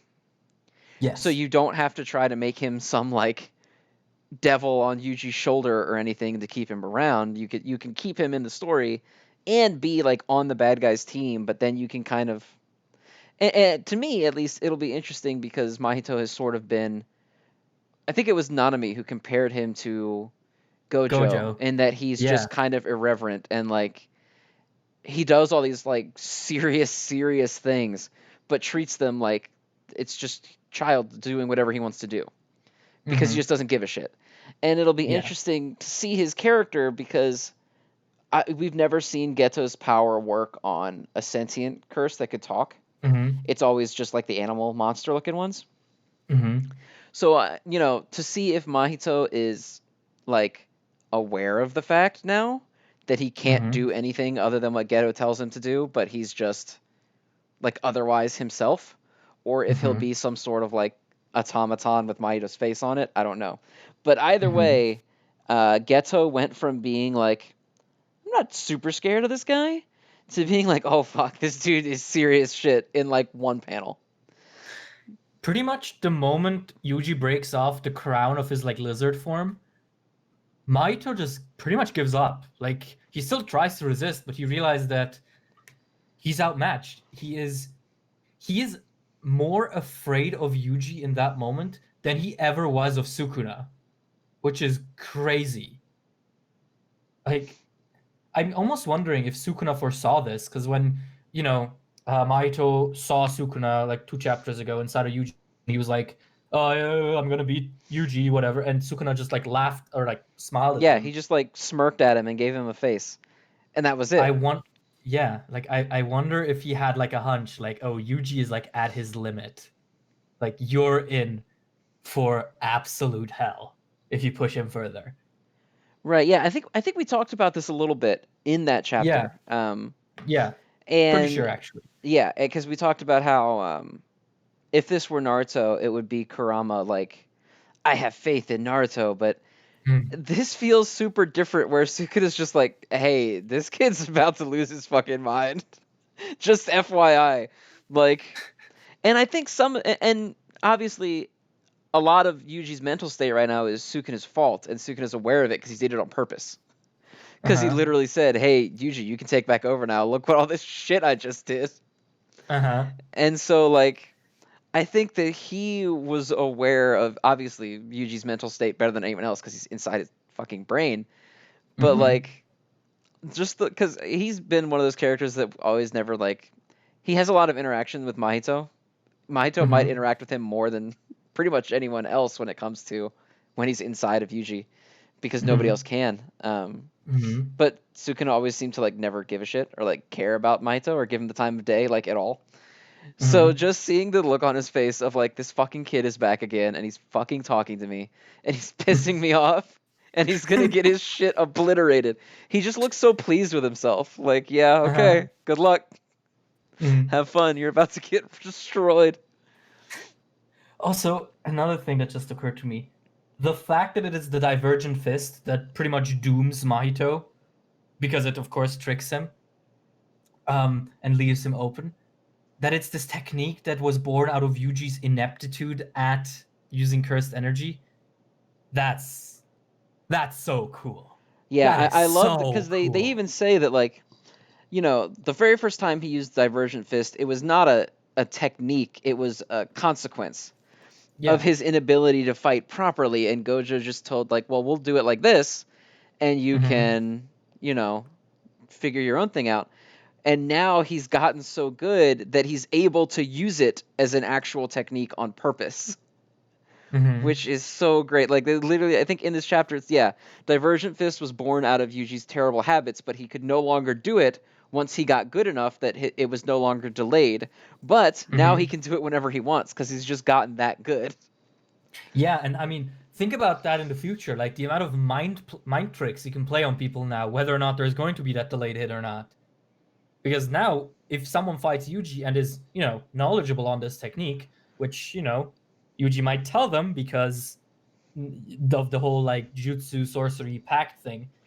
Now it's going to be like rock paper scissors. Like, will I get hit by a much more powerful blast a second after I block? Like, how does Akutami do this? Like week after week, this has just been pure gas.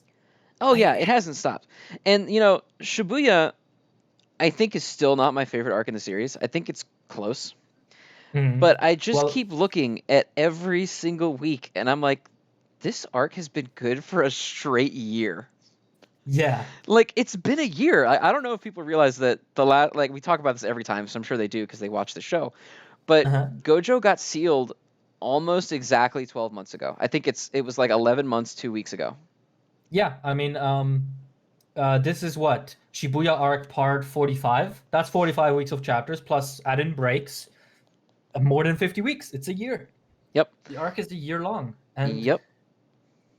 like I don't think it'll surpass the concise iconography of Star Plasma Vessel for me personally, because that arc is phenomenal and really like condensed, which I like. Like it's just as long as it needs to be.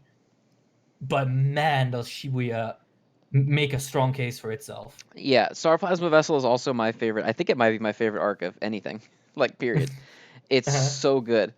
And like you said, like, it's quick, it's digestible, and every single second of it is like, this shit is fucking gas. But Uh-huh. Shibuya, like, this is an obvious, like, I don't know exactly what you want to call it, but I guess a climax arc would be the right term for it. Where, Yeah. every series has a couple of them. Hmm. Um, Shibuya feels like the exact way you want to do one of these. Hmm. Every single member of your cast has had major consequences. Like, Hmm. the landscape is going to be unbelievably different after this, even if some people recover. Hmm. Because you just think about how much weaker, like, if Toto doesn't recover, like, Boogie Woogie, what's he gonna do? Retire. But then, Retire. maybe not. Because I just remember this because I was watching the anime at the same time. When he fights Fushiguro, he mentions that he never even used cursed energy except against a special grade curse. Ah, yeah, that is true. So he could still fight.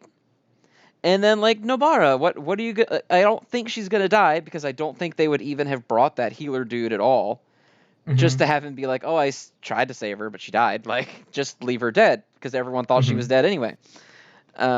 I might be wrong, but it just seems like there's no reason for that character to exist other than an excuse to have Nobara not die.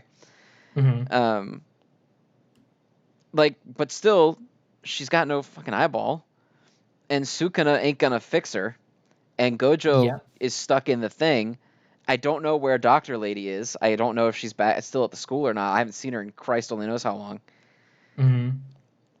And unless Yuta shows up and is like, "Come here, I am Sage of Six Paths Naruto, and I will heal all. Come to Uh-huh. me," because he can. Yeah. Um, I don't know, like all of these characters that are major, like Toto, I guess you could argue is not the most major character because he was really only in that one arc with Yuji.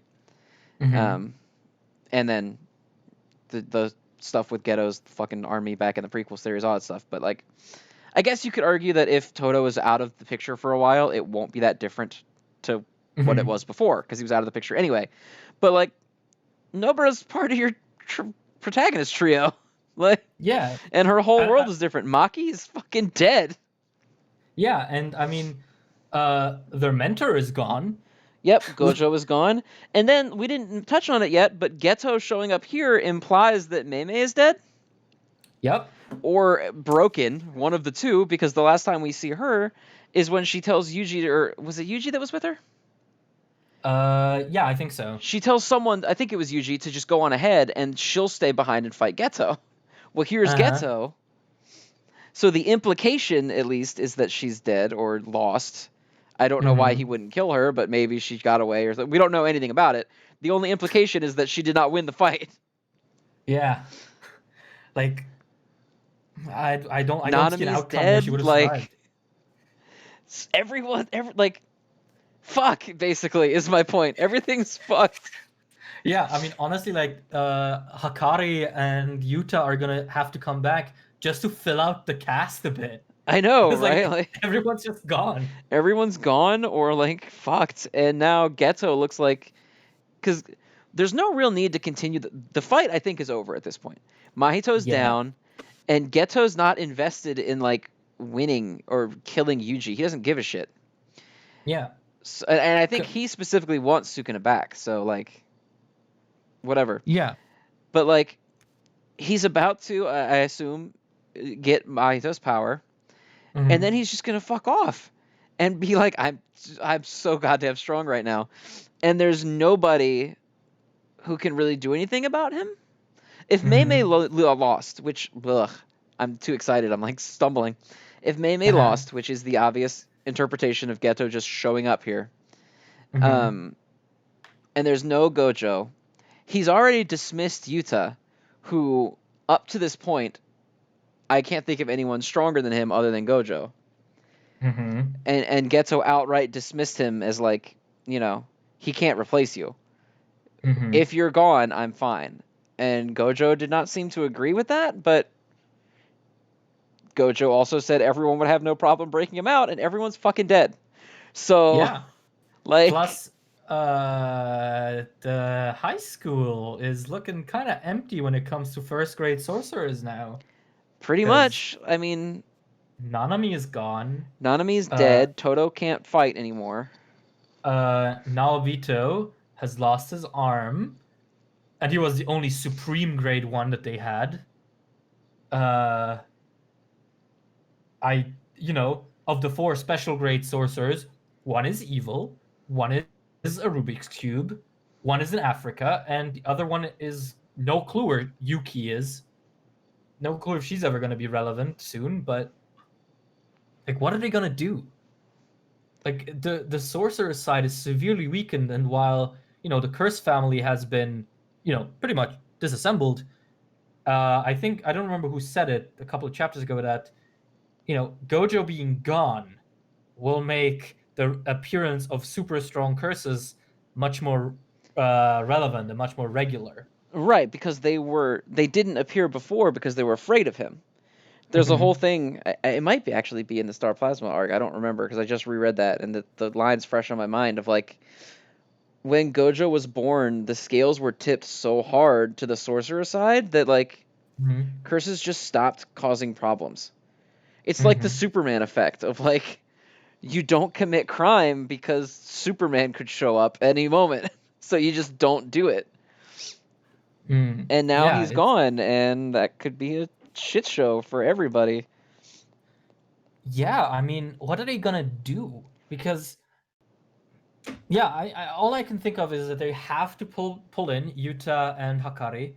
Um, they're probably gonna have to suspend Yuji's sentence further because I can't imagine they're gonna want to kill him now, like the higher ups. Considering he's Uh, like one of the only 6 fighters they have left. yeah. Uh, I have no clue where this story is going, but I'm so fucking into it. Yeah, Like, it's interesting to me also with like the villain plan of like, oh, we're gonna feed Yuji more fingers so that Sukuna can get more power, but they don't seem to realize ever that that also makes Yuji stronger mm-hmm, because it's giving him more cursed energy every time they do it. uh-huh. So Yuji like should feasibly be strong as kind of strong as fuck right now. Yeah. And honestly, like beyond just his strength, I'm really interested what Yuji is like after this arc because this is probably the most serious and the darkest we've seen him be.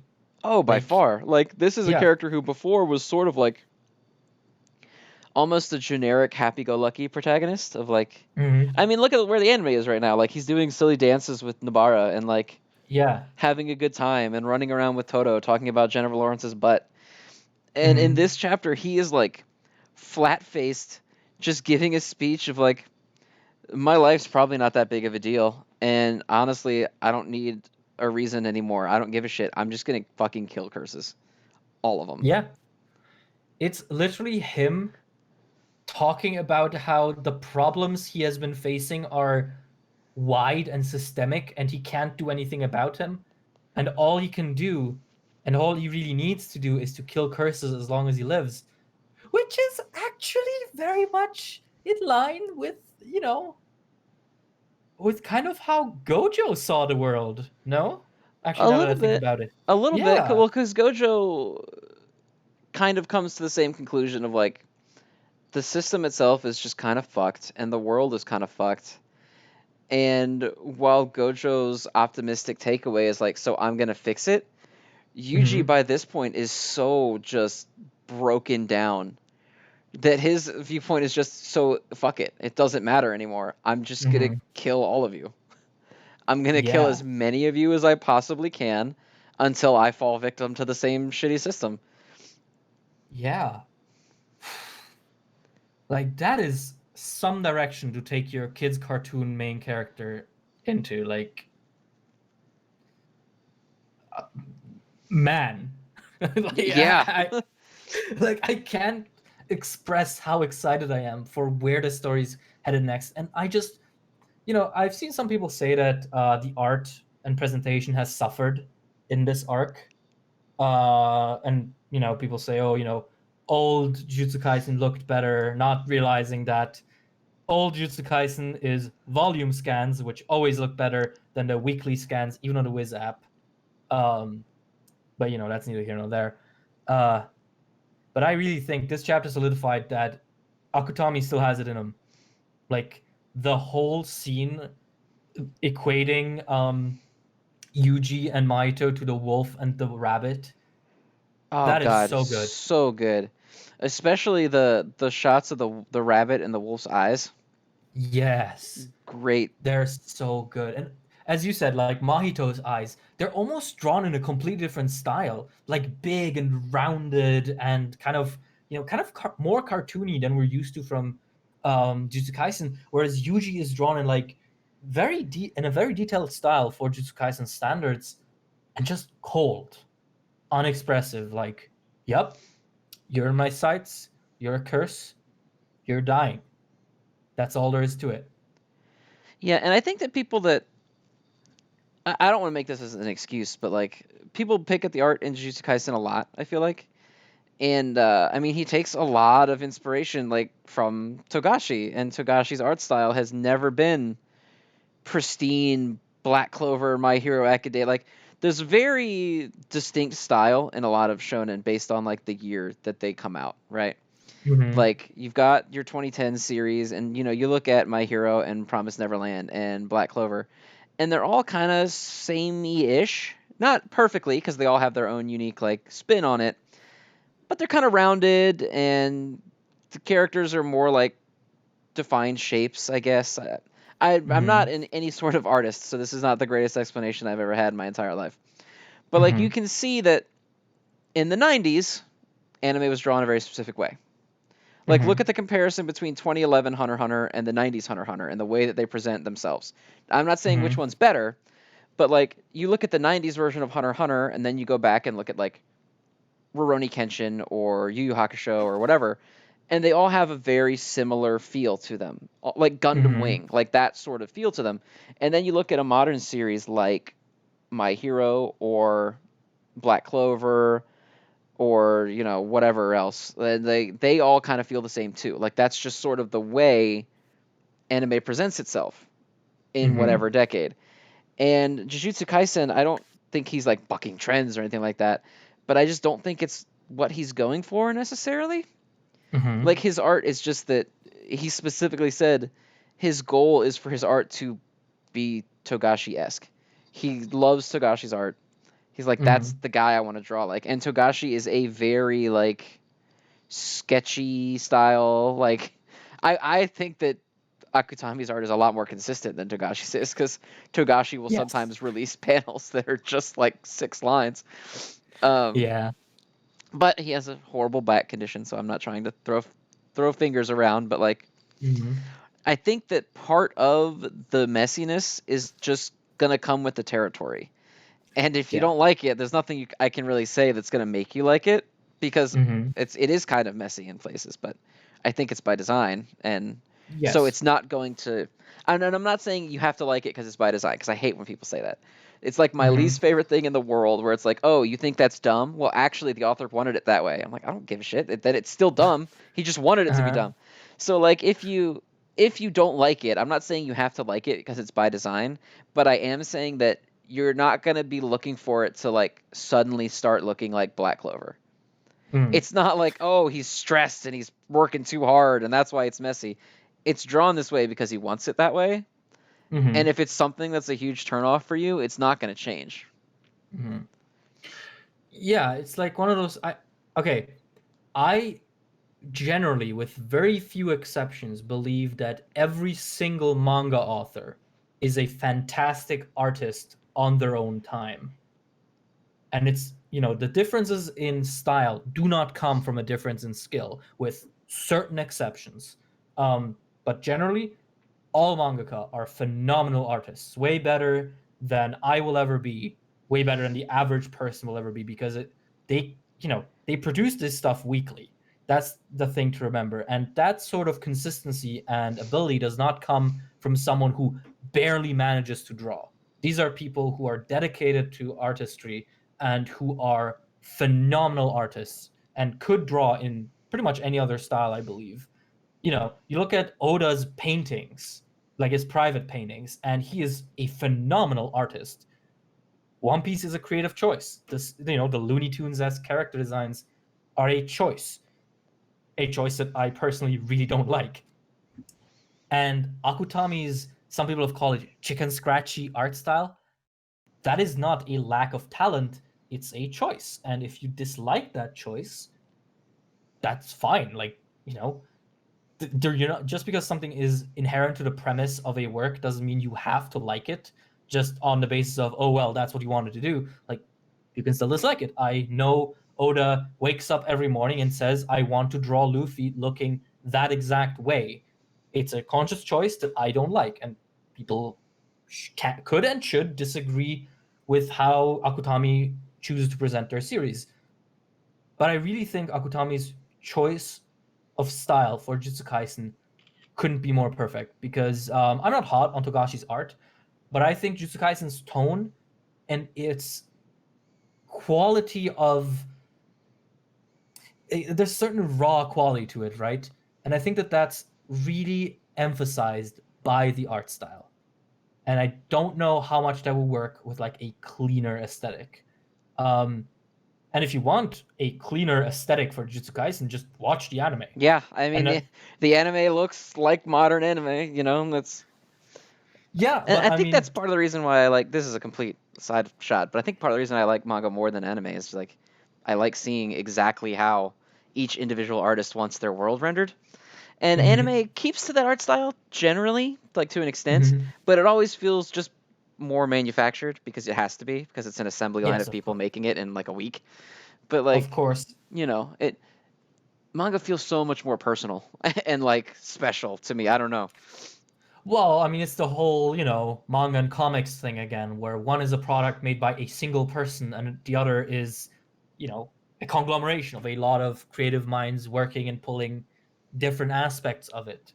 And anime is the same. Also, anime has to worry about animation, which is something that inherently needs to raise considerations about style, because animating in Akutami's original manga style would be absolute hell and Oh God, yeah. unsustainable. Hmm. Yeah. But I mean, the anime does a good job of emulating it sometimes. Like the way they render cursed energy is very true to the manga, and I think that's for the better. It's really cool. Um, but yeah, I definitely agree that seeing the vision of the author so clearly in the manga is kind of something you can't replace in the anime, which is also why you kind of have to treat them like separate entities most of the time. Hmm. Um, you know, sometimes that's hard. When you have an adaptation like the My Hero anime, which is literally just colored manga panels for the most part, Right. like Nagasaki's infamous directorial style, which is literally just use the manga as the storyboard. Which, good luck. I mean, yeah, it has its pros and cons. Yes. Um, but I definitely think Akutami's style is perfect for Jujutsu Kaisen, and this chapter really like just hones back into that. And it's not like, again, I just really hate it when people say, "Oh, this author can't draw," which like that's bullshit. Like Yeah. look at the panels where um Sukuna is fighting Jogo. Look at the like detail in the city shots. Like that is not Like, someone who do, can't do draw. you know what they do with mangaka who can't draw? They have fucking illustrators. If Shonen wasn't content with the quality of the art, they would not have published it. Exactly. Like, And like Dr. Stone, the author has an illustrator yeah, who does all of and the art, and he doesn't write the and story. Act Age had it before its untimely demise. There are others, uh I'm sure, that I'm not thinking of off the top of my head that work that Phantom way. Tier. Phantom Seer, Phantom yeah. That's the Yeah. is the artist or the author the same guy that did Tokyo Shinobi Squad? The artist Oh, is the Matsuda. obviously Boruto and Samurai 8. Kishimoto did not draw those. Oh, okay, yeah, but I thought we were thinking of positive examples, Well, so hey, I I like to give the gamut of better or worse, that is true. just to be Also, universally acceptable. I mean, for example, Boichi and Yusuke Murata are two artists that I think everyone will agree on have an incredibly realistic and smooth, defined style. Kind of edging on photorealism sometimes, and I don't like either of them. Like I like I Boichi, I like like them Boichi more. both in ways. I think Hmm. that Yusuke Murata makes some ridiculously good art pieces, um, Hmm. but I don't love his art all the time in One Punch Man.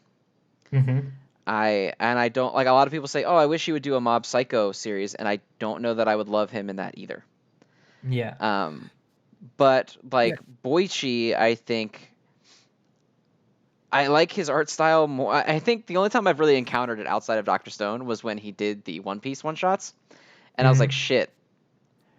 Some ways this looks really good, and I'm like, wow, this is actually pretty cool to see these One Piece characters drawn in a more realistic style. Hmm. But then I'm like, oh, when you have a really realistic art style and it's like a dorky looking pirate guy, it kind of doesn't work as well. Like I don't love Oda's choice to make the characters goofy and like Hmm. stick limbs and giant fat bodies and like Looney Tunes shit. But like Hmm. the world is clearly built for it to work that way. And so when you have Hmm. a character like Boichi redraw one shots and stuff, I, in like I guess his own style, sometimes it just comes off weird. And I think I have that same problem with Yusuke Murata in One Punch Hmm. Man because I really like the art and stuff in Ice Shield 21, but Hmm. in One Punch Man it almost feels weird. Sometimes, Hmm. not all the time. Sometimes it's beautiful, but it just feels weird to me sometimes. Yeah, Yusuke Murata's art to me always elicits that response that I have when I see like a really realistic looking video game, where it's like, this is technically impressive, but that's kind of it. I'm not. There's nothing more to me. Like a lot of his artwork really just sells you on that initial wow of, oh my god, a human drew this. but that's kind of it. Like I can't I find rarely find myself looking at his artwork thinking, man, what a cool style. And manga is a stylized medium. It has to be. It's drawings.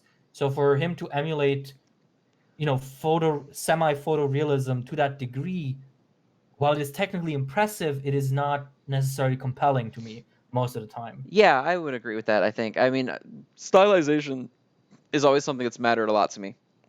Hmm. So like Araki, JoJo, like that art style's crazy and it's very uniquely him and it's something that I love for that. Like Hmm. or Kubo from Bleach, like his art is a lot more anime normal than like Araki's is. But the way that he draws his characters and the way that he draws his panels and his framing and everything is all very like stylized and special and like designed to look a specific way. Hmm. And I don't think that Murata is like homogenized or generic or anything like that. But nothing about it feels like that. I'm speaking purely on emotion right now, so like, feel free to think that I'm wrong or dumb, audience. But like when I read Hmm. One Punch Man by Murata, it almost feels like just a fan redrew something, which I guess kind of is what it is. Hmm. I feel like in art Yeah. style, especially when it comes to a manga, dictates so much about it. Like you could take something like Mashle and have Hmm. Yusuke Murata draw it, and I would be like, this sucks. Hmm. Because the way that Mashle is presented is such a big part of what it is, and I think that's generally true for stuff like Jujutsu Kaisen or like Chainsaw Man. Like if Hmm. Chainsaw Man had Murata's cleaner lines and stuff, like would it inherently be better? And I don't think so. Hmm. Yeah, it's weird because the first word that comes to mind to me when I look at Murata's art is like soulless, but that's completely unfair because Murata clearly cares a lot about his art. But I guess there's just this weird, like in a weird way, you could almost say it's too perfect. Like all the like little imperfections that make an artist, a human person behind the page, kind of don't exist with him. And I don't know. I feel like no matter in what direction I evolve this sentence, it's going to sound really pretentious. So I'm just gonna say, yeah, like Warner's art just doesn't do it for me, and I think a big part of that is that chase of the photorealism. And with Boichi definitely is not as photorealistic. Like his character art, especially, is much more stylized. But I don't know, something about Boichi's art always unnerves me a bit. Like he has a very particular. It's I think it's specifically the way he renders skin on his characters. It always looks very like rubbery to me. Like when they have facial movements and like their lips are moving really far apart, but the rest of their face is almost completely static. And of course, the way he draws women is a sight to behold in many Gonna ways. expose you by uploading all those tweets where you're looking at pictures of Kohaku. Oh man, I still can't I can't believe that birthed the whole gorilla meme, which is to this day the most salient part of my internet personality. I suppose I can't be too hard on Boichi there, but yeah, no, I definitely think Boichi as an artist does fall into that similar category, but there's still more stylization to it, especially in Doctor Stone. Like if you read something like Sunken Rock, that is much more photorealism, which is cool sometimes and not so cool other times. Um, but yeah, I mean that's kind of it. As I said, I haven't kept up with Doctor Stone in a hot minute, so I don't know if that's ever changed. I do think Boichi is one of the more iffy examples of the technique where you just take a picture and digitalize it and then draw over it. Like that panel of their boat on the ocean waves, that one was a bit too much. Like that one Yeah, was. I can see that with Boichi, kind of with anything that's non-human. I like his character art. I think his people look fine, Mhm. especially in Doctor Stone, where they all kind of, in a way, they all almost look like they're drawn sometimes in a different style. Like certain characters are a lot cartoonier than the other characters are. Mhm. Yeah. But when he draws inanimate objects, it does look like, wow, that legit looks like a photograph of like a motorcycle. Uh-huh. Also, okay, one thing about his character, I love the way he draws arms. I cannot explain it, but there's something so satisfying about the physicality of like specifically male arms, because female arms are all mostly, noodly, but like the male forearms that he draws on like the muscular characters in Doctor Stone and Sunken Rock are so satisfying. I don't know why. There's just something cool about them. Yeah, it's That's it's I guess always that's weird my to me that beef. he won't give, and I guess it's just a manga thing. I mean, they're supposed to be like cute only. But even Hmm. Senku has definition in his arms, whereas the much stronger than him girl characters generally do not. A couple of them do, Hmm. like Nikki does, but like Kohaku Hmm. has no definition in her arms, and she Well, could obliterate Senku like a million times over, and he still has at least some definition in like his forearm and his bicep. yeah, well, this is the part where we gotta remember what Boichi started out with. Yeah, Uh, and I mean he has tried to make an effort not to be that anymore. yeah, I think he's old tried to habits take die down hard. his the old art and stuff, and But yeah, it old habits do indeed die hard, Yeah, exactly. for better or for Um, worse. Once again, yeah, but okay, I will say that One Piece chapter that Boichi redrew, I did actually prefer Boichi's art style there overall, just because I think when it comes to Boichi, what he excels at over Oda is visual clarity. Like the photorealism does lend itself to images where I can just look at them and be like, I know what this is supposed to be. I know what you're telling me. With Oda beckons your imagination a bit more sometimes. yeah, there was a thread about Jujutsu Kaisen that was criticizing that as well. That I'm sure you probably Visual saw. visual clarity. Yeah, about like when he uses Malevolent Shrine Oh, against the thing, the the chicken scratches. yeah, Yeah, and yeah. I guess I could kind of see that. Like, I don't know. In context of knowing what Malevolent Shrine is, you should know what you're looking at automatically. But Hmm. I can see how some people would look at that out of context and be like, "What the fuck is that?" That's true.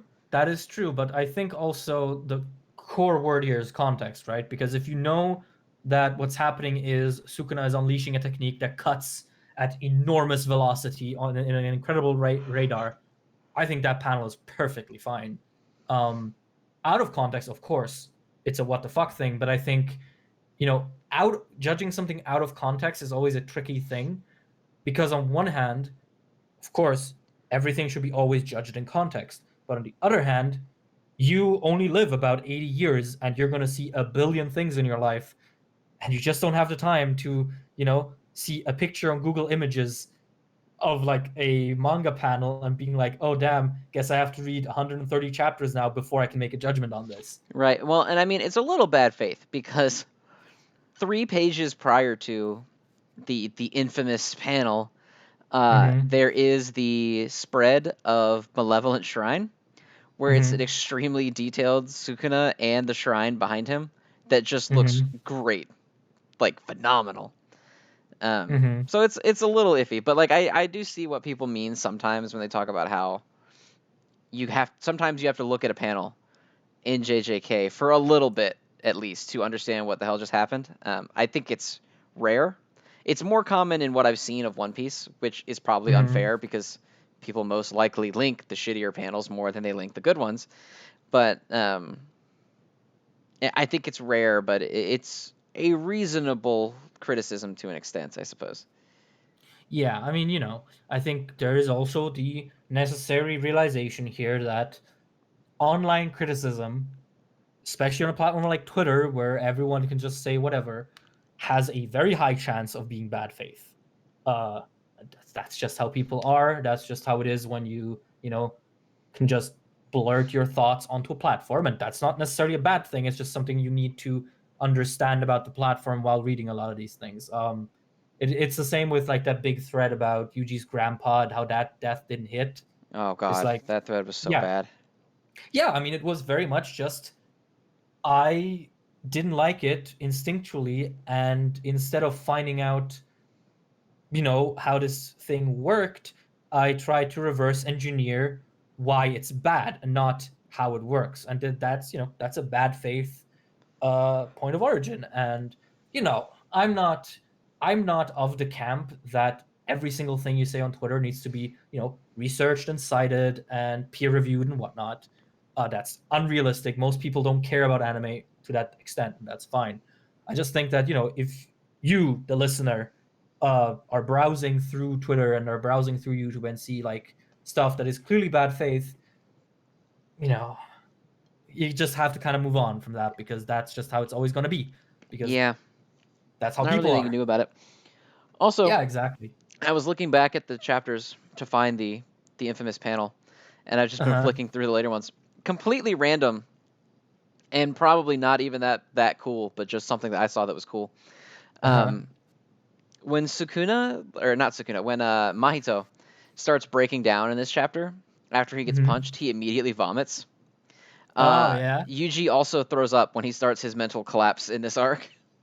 Completely random, Oh. completely not a big deal at all. But I just thought it was interesting that they just randomly for some reason had both of them. As soon as they Yeah. lose, like they just start breaking, they both puke. I thought it was neat. Yeah, I mean, that's another thing, right? You can like bring that up and someone will probably in the comments right now be typing, "Oh, that's kind of nothing, that's just a coincidence." But I think a thing people need to remember, and I think that's something in general with creative work, is that when you are a creative, there is no button you just press and it creates the manga for you. Every single line is deliberately placed and planned. So, and that's kind of the whole predication of, as anime YouTubers, right? Where it's like everything is intentional and we just have to piece together which part of that matter and which part of that doesn't. And yeah, no, I think that's a really cool little detail. It might be an intended parallelism. Like the chapters are not that far apart. Akutami clearly cares about parallelisms, so why not? You know, Yeah, I like I I agree I'd that put it's it in a probably video. nothing, but it's definitely a weird little thing to have Hmm. in that both of these characters that you're constantly have saying like, ah, we're the same, both Hmm. had their breakdown and they like both puked at the same time, and now their kind of characters have flipped.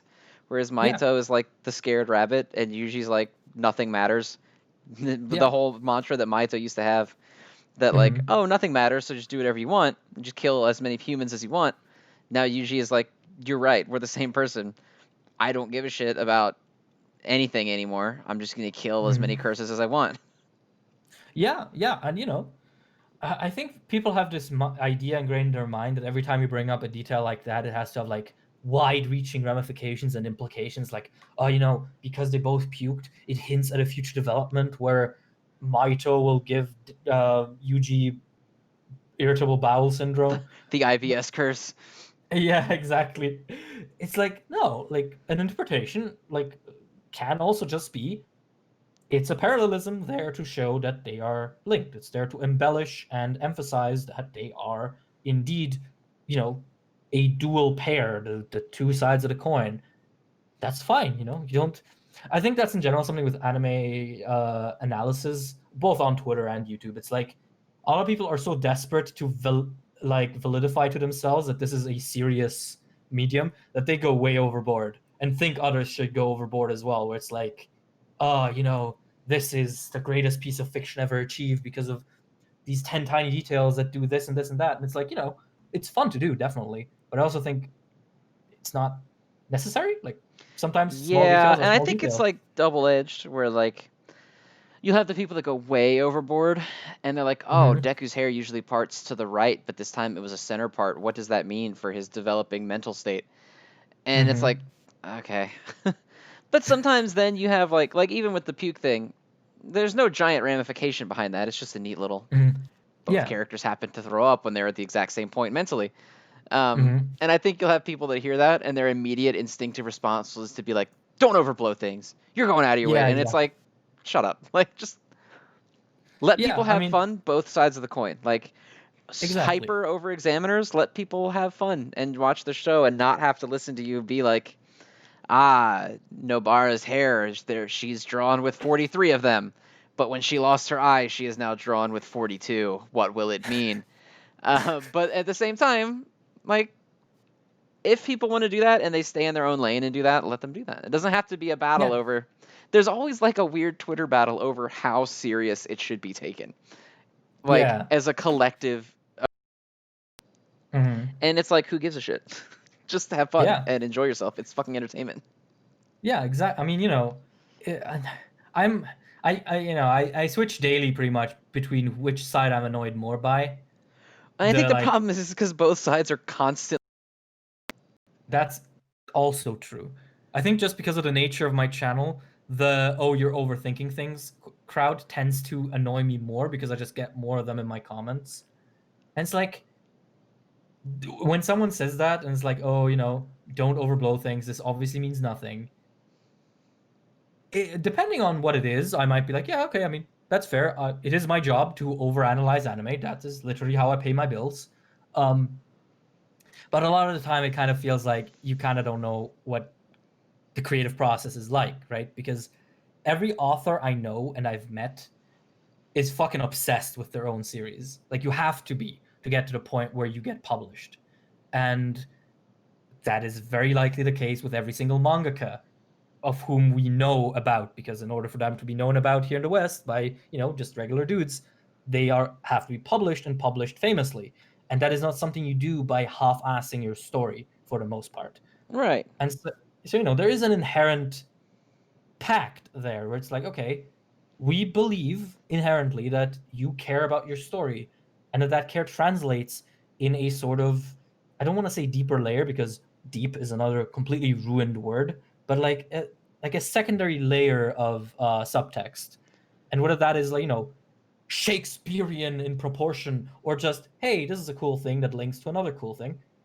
That's like neither here nor there. But I definitely think people need to be open to the idea that anything can have various levels of depth to different people depending on how much you're willing to put into it, right?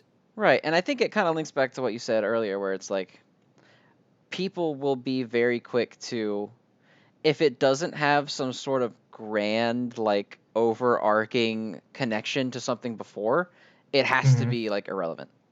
Like it can't just Yes. be a neat little moment that for like a second. Yes. You're like, oh, that's cool. Yes. If it's not like, aha, in 75 chapters from now, Yuji is going to vomit again and a little Mahito is going to fall out. Like, it was just a little thing, you know? Mm-hmm.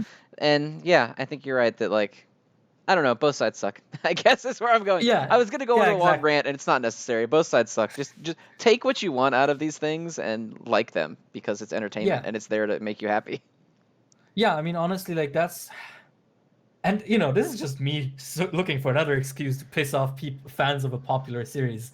But one series that I always think about when I think about both of these sides is Evangelion.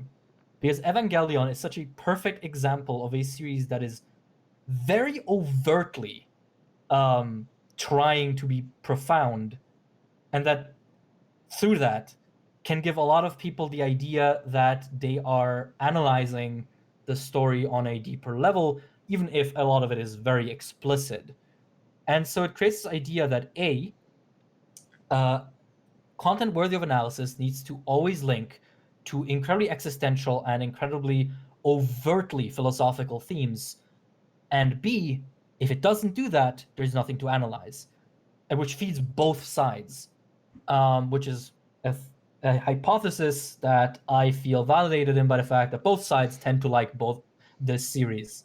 And again, I wouldn't say this in a video because this is very much just me looking for an excuse to shit on edgy 14-year-olds on Twitter who have Evangelion in their bio. But I definitely think series like Evangelion have contributed to that, and that's fine. Like, no, if your biggest crime in life is calling someone a poo-poo head because they think Evangelion is not as deep, then oh my god, you're a saint. But I definitely think that there is this tendency that is born from a lot of series like that a lot of anime fans nowadays have seen in their, you know, youth and their blossoming years, where they first started like really thinking about what they consume media wise. And, you know, I think that is something, not something one can fix because, oh, look at me, I'm gonna fix people's behavior that is really not that offensive to begin with. Ooh, but I think it's just something to be aware of, to like understand where some people are coming from and what it is that influences them, because it's interesting. Like, you know, that's the whole predication here, right? It's interesting. That's why we have a podcast talking about this stuff. Right, right. Yeah. Yeah, I guess we're almost at 2 hours and 15 minutes, so I'm just gonna finish up with this statement, I suppose. Okay. I back sort of to the it has to be profound or else there's nothing there to analyze. I also feel like there's a lot of people who their camp is, if you can't make a convincing argument as to why it was 100% the author's intention, then there's Hmm. nothing there.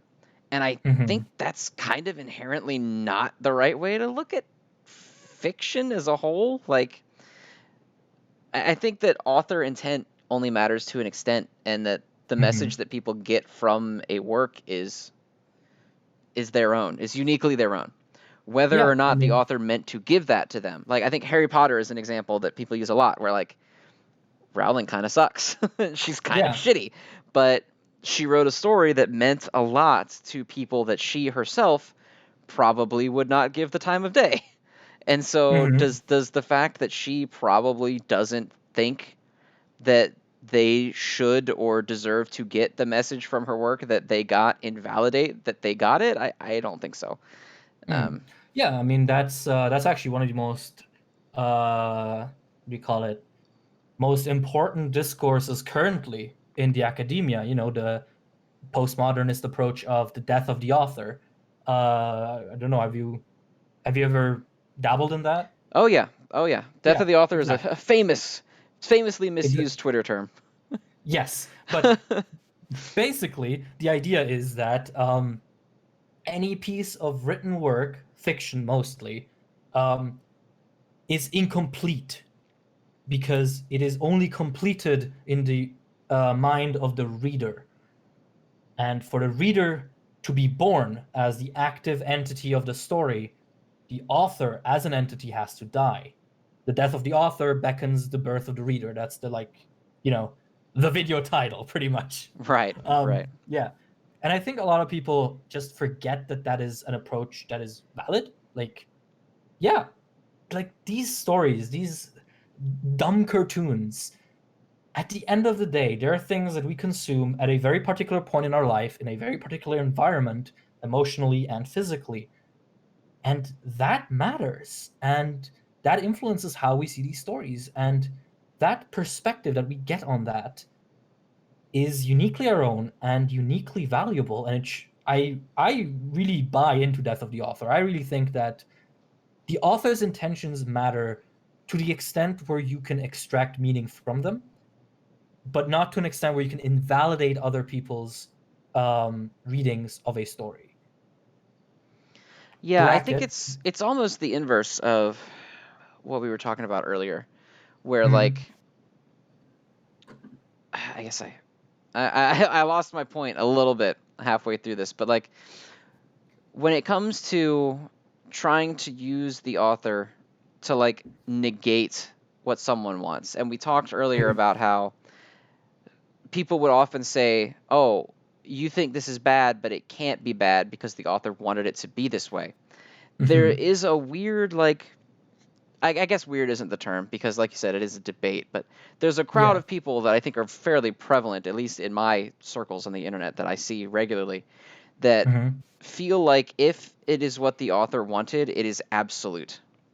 The Mhm. author has the right to override what you get from their work, and you're not allowed to question if what the author did was successful. Like, if the author Yes. wanted it to be this way, then it is by default a good thing because it's the way it's supposed to be.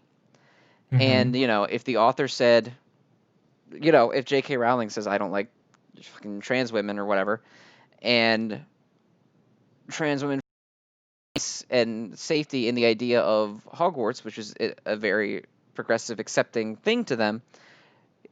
Can you, or is it even like within your right to say, well, actually, J.K. Rowling is shitty, and so she would not like you to have this, so you may not have it anymore. Mm-hmm. Like, and there's a subset of people that I think maybe wouldn't think that way on this specific topic because it's a little extreme. But like, Mm-hmm. you see it all the time. Like, oh, the author never meant for Goku to like saving people. And so if you ever interpret Goku as doing something good for the sake of being good, you're wrong because Mm-hmm. Toriyama didn't want it to look that way. But it's like, but it still does. Like, Yeah. you're not wrong for seeing Goku as a good person or as a hero or, someone who has morality just because Toriyama said that he didn't intend for him to appear that way. Because whether or Yeah. not the author intended for it to happen, it still happened.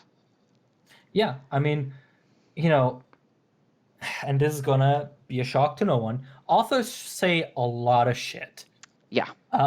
Good shit and bad shit, and it's important to understand that, according to the postmodernist view, once the work is published, they are just another reader. We are equals. There is no power dynamic here, other than we're all readers of that story, and that story is completed within our own reading. There's situations to this, of course. Like, for example, I think authors should not necessarily consider fan feedback outside of really specific cases because fans very often don't know what they want when it comes to a running story. Good Like, I example, really don't Dragon Ball Super. Don't let fans write your shit. exactly, or like, you know, I really hope Horikoshi does not speak well enough English to read, English any Twitter Oh God. because Jesus Christ, I, like, I hope that no professional adult is looking at angry teenagers on the internet and he's like, I'm gonna fix uh, everything. I'm sure some of them okay, do. yeah, the first part we know Hori does because I'm pretty sure in some kind of comment or interview he said that he does see comments on Twitter, which is a Yikes. poor guy. Yeah, yeah, But no shit. yeah, but I definitely think that in general people need to kind of stop idolizing authors as much. Like, they're just people writing the story, and when it's an ongoing story, they do have the unique position of being able to create it, but they're not the word of God. Like, they can't un they can't cause you to uninterpret something just Right, yeah. on account of So, being the like a author. good way to put it that I think is pretty simple is like they always talk about author intention. What the author Hmm. intended must be the way that the story is written, but like look at how often in anything else unintended shit happens all the time. If Hmm. you bump into somebody and you fucking knock them down and their phone breaks and you say, "Oh my god, I didn't intend to do that." They're not Hmm. like, "Oh shit, my phone works now." Like it not being intended does not mean it wasn't a consequence and that it doesn't exist. Yeah, And it's yeah. weird to me that there's a subsect of people that are so adamant that like the author wanted it read this way, so this is how it is. Even if it's like, Hmm. well, you have a million other people that read it this way. Hmm. And, why does the author get so much power like I'd be curious to talk to somebody who does think that, who thinks so strongly like author's word is law and you may not Hmm. interpret outside of it and just see like what about it has them so passionate that you can't interpret outside of the approved guidelines by Hmm. whoever designed the story. I don't know. It's an interesting debate to me, and I see it too much. And I think I think there's kind of no real reason to have it. This sounds shitty because it sounds like I'm being a dick, but like I don't think there's a reason to have the debate because it does no harm to have someone Hmm. interpret a story outside the way the author wanted it read. And if it brings Hmm. them joy or peace to do so, why would you go out of your way to be like, actually, idiot, the author Yeah. wanted it this way, you absolute fucking buffoon, because it doesn't make a difference to anyone anywhere. I Yeah. don't know. It's so weird. And I feel also weird because on this show we spend a lot of we've been talking for 2.5 hours about fucking Hmm. cartoons, but then half the time we're like, but it's not that serious. So like, it's weird. It's hard to Yeah, I mean, we'll be parse here like sometimes. talking about the sublime rawness and swag of Jujutsu Kaisen, turn off the recording and go on Twitter and like quote retweet some teenager with "Is it ever that serious though?" Right, Right? yeah. And like, I don't know. I guess my point is like, again, it's okay to like things. And Mm. it's not your job to tell other people to not like the things that they like. And I Mhm. feel like the mindset of the author is the law exists Mhm. only for the purpose of telling people that they're wrong. Exactly. Yes. There's And no way to have that conversation other than to use it to say, well, actually, you're incorrect. yeah, exactly. And um, I also think a lot of these interactions and debates lose a lot of their substance to the fact that the reality is most people who talk about anime are not very very experienced when it comes to discussing fiction in like a complete way. A lot of them are just regular people who enjoy a show and get into arguments with people. Um, and I'm not saying that that makes you a bad person or a dumb person. It's just the way it is, and that's also why a lot of these arguments tend to exhaust me. And of course, then you get gems where when I made my video on Death of the Author, there was a guy who had commented, "Yeah, you see, I hate Death of the Author because under it, how the hell would you read Mein Kampf?" And I'm like, where do I even What begin what here? does that mean? like, What the fuck? It kind of. like,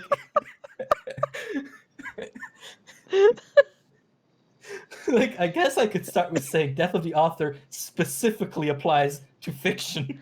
Yeah, I mean, I guess I can see to an extent that someone could say, like, how do you separate the spirit of who someone is from something that their mind creates? But, Uh-huh. like, easily. It's not that Yeah, hard to do. exactly. And it's like, talk about bad faith examples. Like, among the million of books that have been written by people who might be somewhat shitty, you take the propaganda piece written by Adolf Hitler. Yeah, well, okay, if you're not incorrectly comparing something to Hitler, are you really a teen on the internet? That is also true. Do we want to end the episode on Hitler? On Hitler, on how Mein Kampf disproves death of the author? Yeah, that's Yeah. probably a good a place as any. Oh my god, I want to say I have a thumbnail, but I'm definitely not putting Hitler on the thumbnail. Yeah, no, please. Let's not do that. Yeah, that's not. We're not. We I get would political like to get sometimes. to episode 10. Exactly. Oh man, this entire last stretch of the conversation definitely did feel like we're like aiming that gun at our kneecaps. Yeah, like we're gonna shoot and then it's just gonna bounce off the back wall and hit us right in the head. We're gonna be that little kid from A Christmas Story who shoots his own eye out with the BB gun he wanted so bad. Oh, you mean Nobara? Oh man. Okay, I'm turning it off. The show's All over. right. Goodbye, Episode everybody. 10 is cancelled. Episode 10 is done. This partnership Yeah. is over. Uh, thank you, everybody, for tuning in to. I know these are getting progressive. This is 2.5 hours. I keep Oh my saying god. I keep saying we're gonna tone it down, and this we're gonna make it more manageable for you guys. But you know what? I'm just gonna keep dividing it up by chapter so that you can just click on the Uh-huh. chapters you want, and you don't have to watch the full 2.5 hours because clearly we Yeah. have too much fun recording this show to not make it two and a Mhm. half hours. Mhm. So sorry. Consistently. Sorry, it is what it is. Get used to Yeah. it. Mhm. And we'll see you guys in episode 10, and where we probably will not do Chainsaw Man for episode 10 because, well, actually, maybe episode 10 is a good time to do it because JJK is on break and you and my hero are sleeping in different bedrooms right now. Exactly. So maybe there wouldn't be a better time. We'll have to see what Exactly. happens in the book. If my hero is rough next week, maybe we'll do the the I can't get Jujutsu Kaisen out of my brain. We'll do the Chainsaw Same. Man recap, the full series Mhm. recap with the finale chapter. But we'll see. Episode 10 next week. It'll be good. Watch it. All right. And with that, I think I'm signing off. So bye bye, folks. Goodbye, everybody.